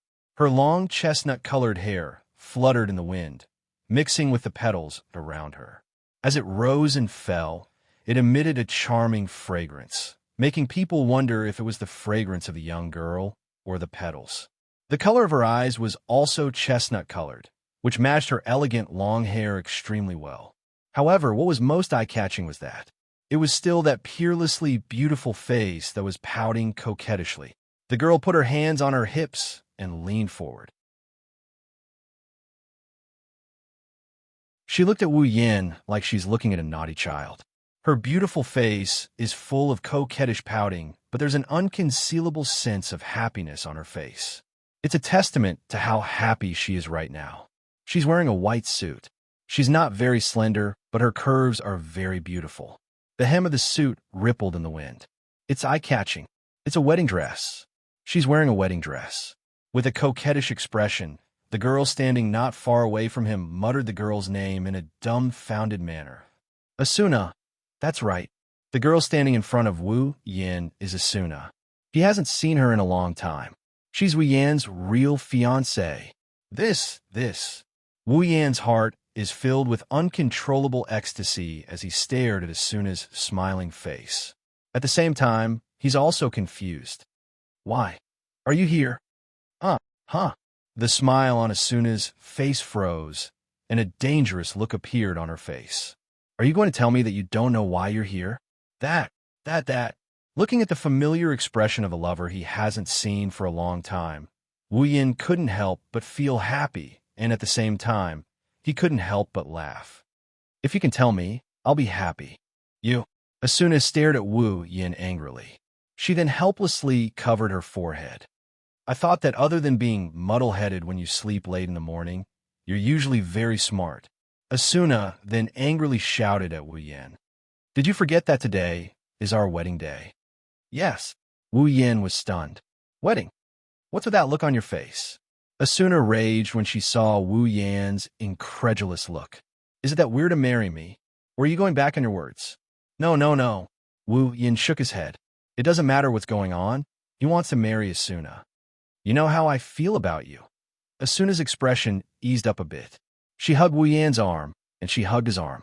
Forget it. No matter what, everyone is waiting for us to enter. Let's go. Asuna grabbed Wu Yan's arm and led him forward. Wu Yin followed Asuna in a daze. As the two of them walked, a beautiful church gradually appeared in front of the two of them. On both sides of the church, a group of people who were gathered together turned their heads in unison when they heard the footsteps. Immediately, they burst into laughter and cheered at the same time. Yo, we've been waiting for you. What a model couple. A young man waved at Wu Yin and Asuna. Huh, I thought you guys were late for your own wedding. The one who said this is a man with stubble on his chin. He looks like he's been through a lot. It's impossible for Yin to be late for something like this, said a young man standing at the side with a friendly smile. Well, you're not shy, are you? After all, we're getting married. Although I've already experienced it once and saw. This was a burly man with a stocky back and a bear-like waist. He was tall and had dark skin. Listening to the teasing of the four, Wu Yin was surprised. Kirito, Klein, Keita, Agile. Oni-chan, you're here. A girl with a gentle and timid expression greeted Wu Yin with a smile. If you didn't come, everyone would have gone to find you. Well, I think there's no way they wouldn't come. A young girl stepped forward and laughed loudly. After all, let's not talk about this for now. Our Ming Rinai has always been thinking about getting married. Yeah, a cute girl with two ponytails nodded and said enviously. Marriage is a beautiful thing. Wu Yin, Ni-san, and Asuna. Ni-san will definitely take it seriously. You have me to thank for that. The last girl, standing with the other three, puffed out her chest proudly. I'm the one who planned this wedding. See, Liz, Silica, Cheyenne. Wu Yin opened his mouth and didn't know what to say. Of course, just because he didn't say anything doesn't mean the others didn't say anything either. Okay, the wedding is about to start. Let's go. Wu Yin and Asuna, who blushed but still had a beautiful smile on her face, were pushed forward by a group of men and women. On the high platform, there was already a petite figure with long, straight, black hair standing there. When she saw Wu Yin and Asuna, a big smile appeared on her face. Daddy, Mommy, congratulations. It's Yui. Asuna giggled before Wu Yin could process what she just said. Thank you, Yui. Yui shook her head and said, I'm Mommy and Daddy's daughter. I'm the happiest person to see Mommy and Daddy get married. You don't have to thank me. Yui walked up to Wu Yin and handed him a box containing a ring with a sweet smile on her face. Daddy, I'll leave Mommy to you.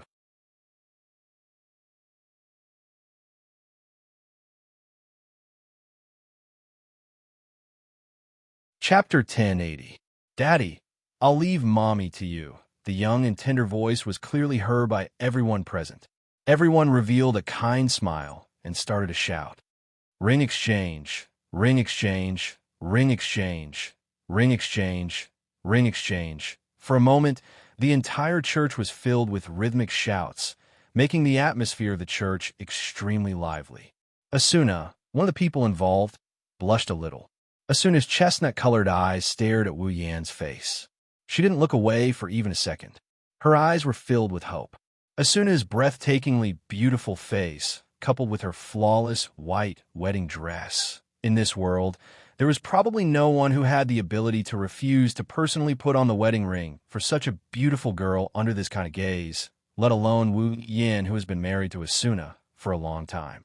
He looked at Asuna's hopeful face and then at the sparkling diamond wedding ring. Wu Yin didn't know what was going on. He didn't know how to react to this sudden turn of events. He reached out and picked up the wedding ring. Wu Yin remembered the wedding ring in his hand. It's the wedding ring he bought when he proposed to Asuna before leaving the Dominion of Swords. Now, he finally had the chance to put the ring on Asuna's finger in front of all of her friends and family. Wu Yin couldn't help but feel excited when he thought about this.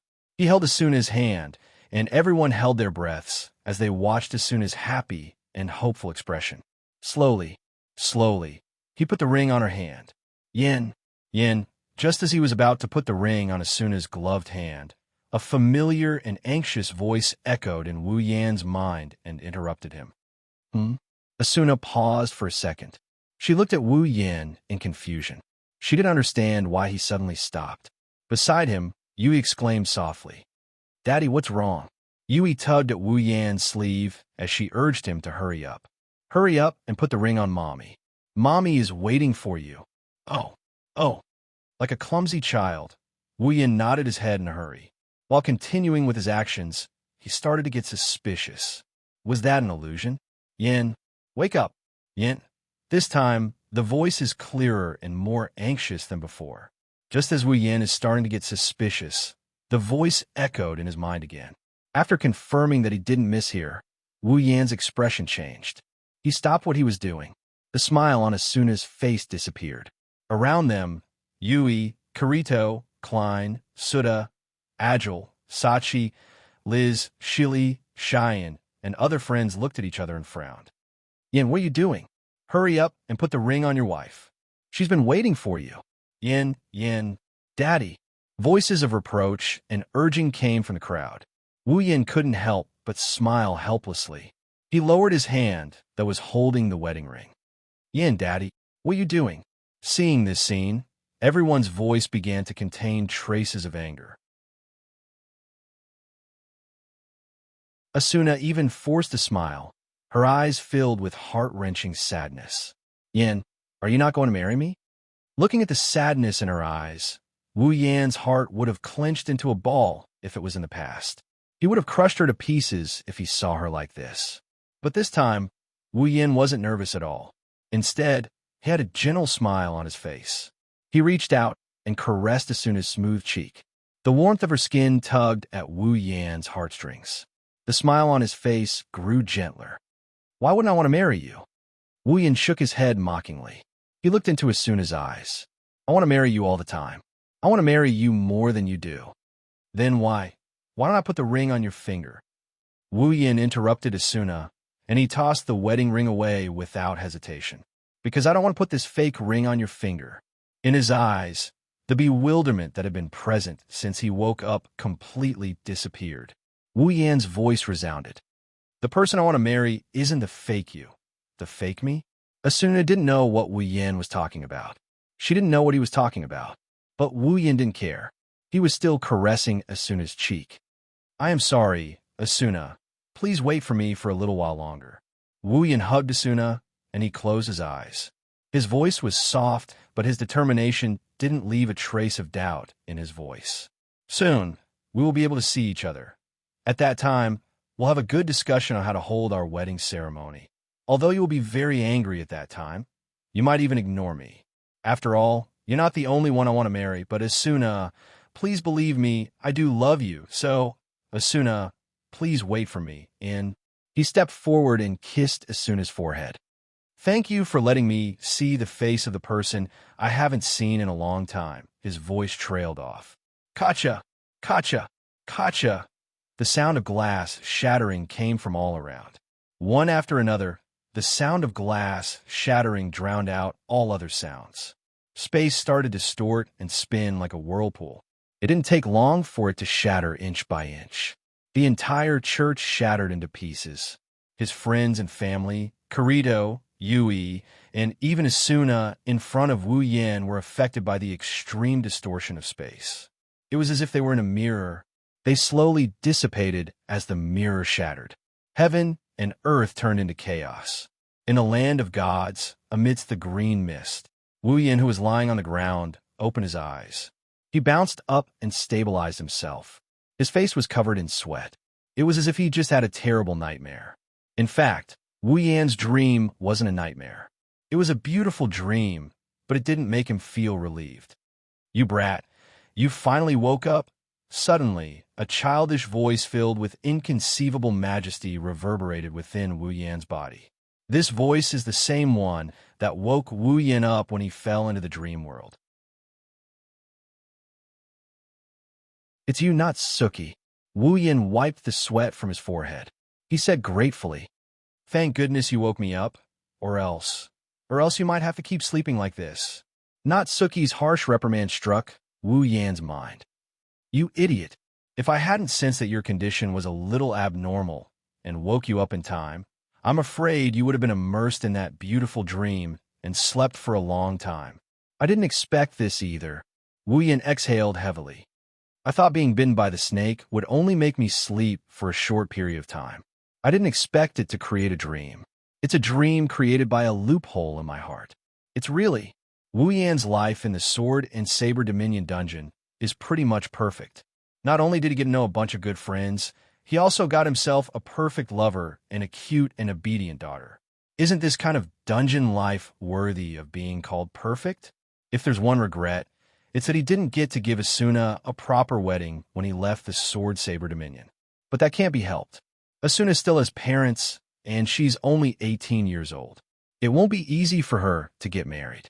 But he didn't expect that this regret would be exploited to create such a dream. If Natsuki didn't wake him up in time, it wouldn't have been dangerous. It's just a dream. But by then, Wu Yin would have had to sleep in the realm of gods for a full 10 days before being sent out. It's a different kind of danger.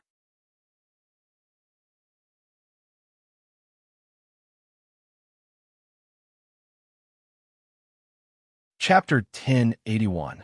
After this incident, Wu Yin was able to confirm one thing. The final obstacle of the so-called test of the Guardian Tree was that it wanted to waste the 10 days of the trial in the realm of gods for nothing. If they fail to pass the Guardian Tree's test and enter the core palace within 10 days, they'll lose their chance. Take Wu Yin, for example.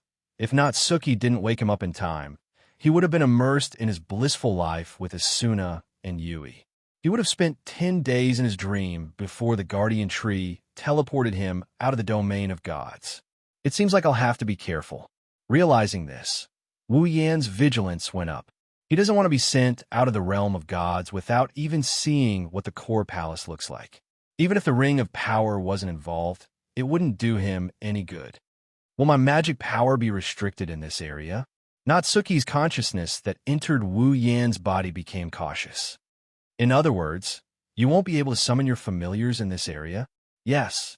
Familiars are a collection of mana with their own consciousness. Before they're released from their master's body, they're nothing more than a body of consciousness.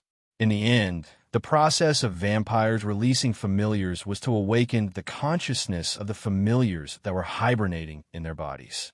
The vampires would then use their own mana to create a body based on the consciousness of the familiars and release them from their bodies. Familiars, on the other hand, are nothing more than a body of consciousness before they're released. For example, Gu Cheng's familiars would go berserk. When a familiar goes berserk, Koju can't even control his own body. That's because the berserk familiar is extracting mana from his body to create its own body. Otherwise, Koju wouldn't be in so much pain. That's why, without mana, the familiars can only remain in their body of consciousness. As the host, Wu Yin can't even borrow their power, let alone release them. Looks like we won't be able to help you. Natsuki's blunt voice entered Wu Yan's mind. It's best if you leave this area as soon as possible. Otherwise, with your current means, you won't be able to escape. With your current strength, you won't be able to defend against the Guardian Tree's endless barricades. I was thinking the same thing. Wu Yin nodded. He looked around at the green mist. But before that, we have to find Sylph first. Hurry up if you can. Natsuki's voice was as stern as it was back when she was still an offensive officer. The mist here is a little strange. The sooner we leave, the less likely we'll get into trouble. Wu Yan's expression turned serious. In terms of strength, Natsuki might not even be a match for me before she transformed into a familiar, but she had spent a full 10 years as an attack mage, dealing with magical disasters and dealing with demons. She had encountered almost all kinds of strange things.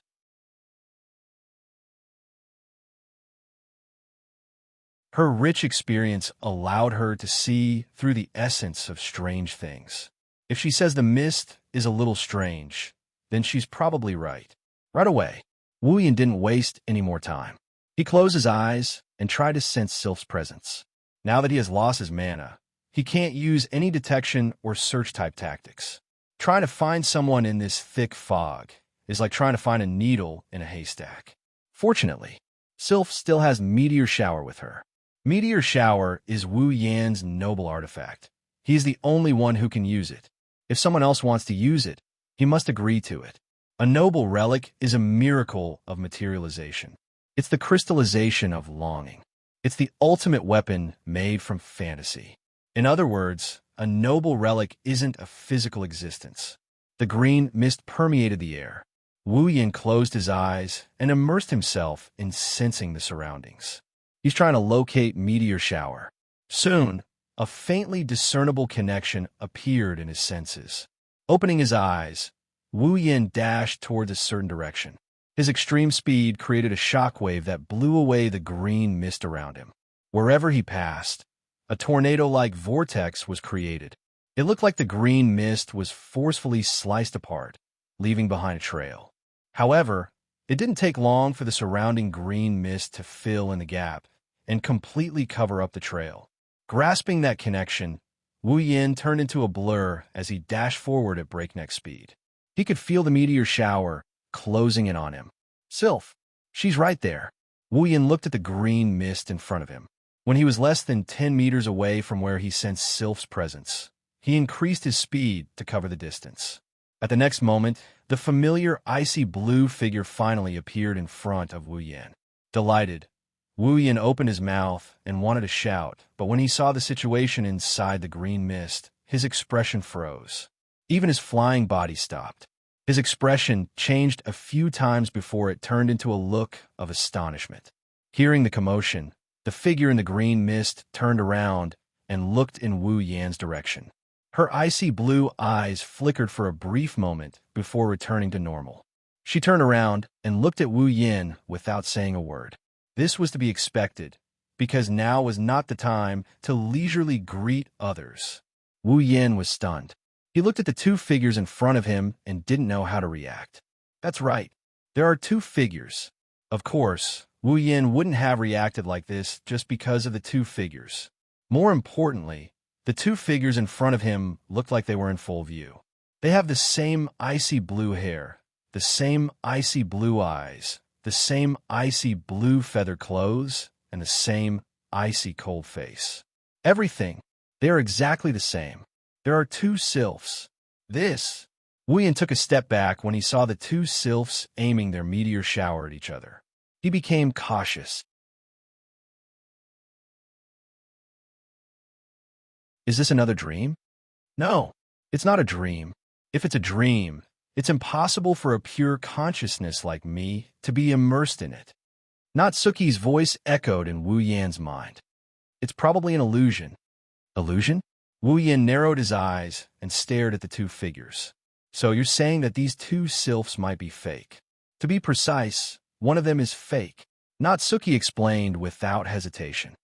After all, a person can be fake, but an artifact can't be fake. But Wu Yin was confused when he heard Natsuki's explanation. But even though I can sense the presence of meteor shower, I can't tell which of the two sylphs meteor showers is the real one. Since it's a dream and an illusion, it shouldn't be difficult to fool your senses. Natsuki said softly. She was also observing the two sylphs in front of her. If it wasn't for the fact that your artifact is an illusion artifact, you wouldn't even be able to sense where it's at. Wu Yin smiled bitterly. He has to admit that Natsuki is telling the truth. Wu Yin scanned the two sylphs back and forth, trying to distinguish the real one from the fake. Unfortunately, the two sylphs' actions, expressions, and demeanor are exactly the same. Even their bone-chilling aura was displayed in front of him. He couldn't tell which one was the real one. The two sylphs were aiming their meteor shower at each other. Their hands were on the bowstring, as if they were ready to draw the bowstring at any moment. Their icy blue eyes were locked on each other, as if they didn't realize that Wu Yin was standing on the other side. Their actions fit the sylph's personality perfectly. It's impossible to tell them apart.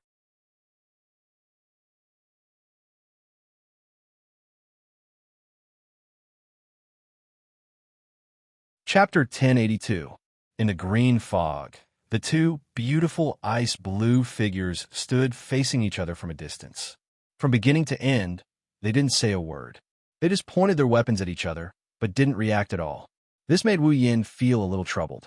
Usually, in such a situation, the best way to deal with it was to let the two parties open their mouths to explain themselves. Then, they could extract useful information from their words and see through the fake. However, with Sylph's personality, even if she was asked to explain or divulge some useful information, she probably wouldn't do it. A normal person would have tried to prove that they're the real Wu Yin. However, Sylph remained expressionless.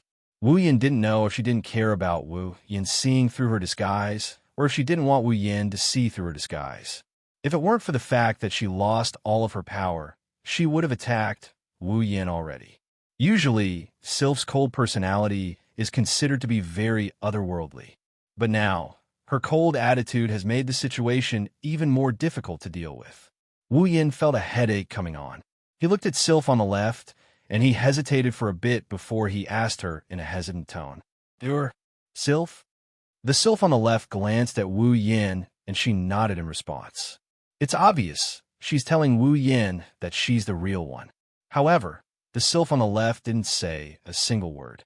There's no way to prove that she's the real Sylph. It should be said that only Sylph would be able to maintain such a cold attitude in a situation like this.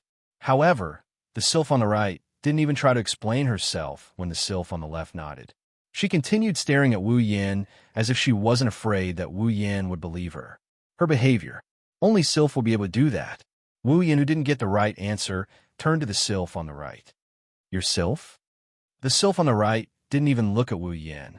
After a while, she spat out a few words in a soft voice. She's a fake. Yin Jian. Jia. Her attitude was still cold. But who would be able to distinguish the truth from the lies with just one sentence? Wu Yin felt a headache coming on. At this moment, Natsuki spoke. Try using the system's sense. Wu Yin was stunned. He quickly activated the system's sense. A stream of light flashed through his wine-red pupils. Sylph? Ilu, level 74. Sylph? Ilu, level 74. Wu Yan's expression changed after he received the system's information. Even the system can't tell who's real and who's fake.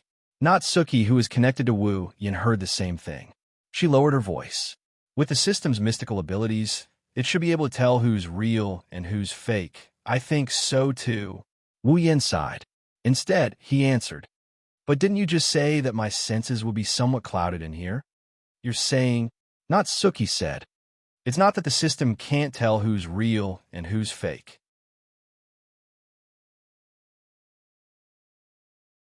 It's just that you received the wrong information. That should be it. Wu Yin bitterly smiled. He looked at the green mist. Natsuki, you said that there's something strange about this fog. Could it be that it's the cause of this? That's possible. Natsuki replied. It's very normal for a gas like fog to invade your body when you breathe. Under such circumstances, it's not strange for it to obscure your brain's senses. Then what should I do? Wu Yan's expression turned bitter. You have a different consciousness from me. Can't you help me? It's because we have different consciousnesses that I was able to wake you up when you fell into a dream. Natsuki explained in a calm voice. But don't forget, I'm still in your body. I can't directly access information from the outside world. I can only access information from the outside world by sharing your consciousness. Therefore, I can directly share the things you see with your consciousness.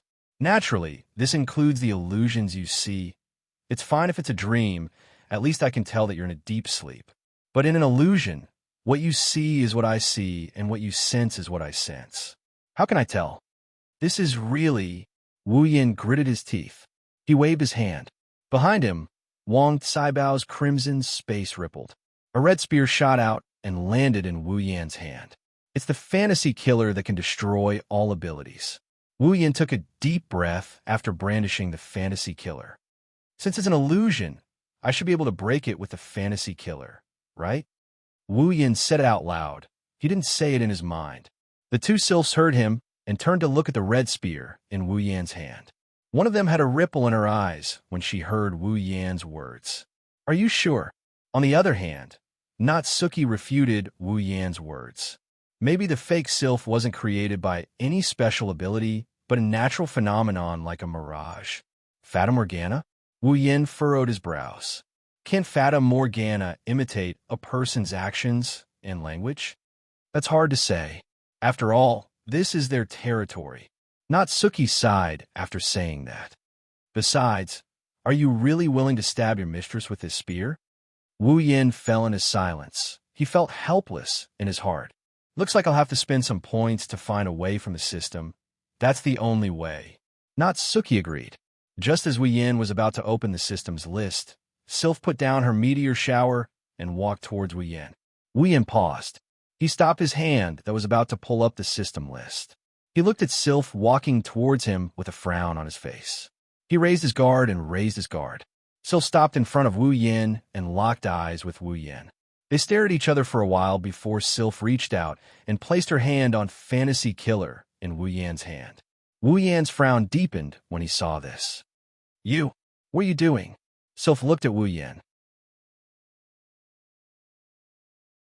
Then, she uttered a cold and firm statement.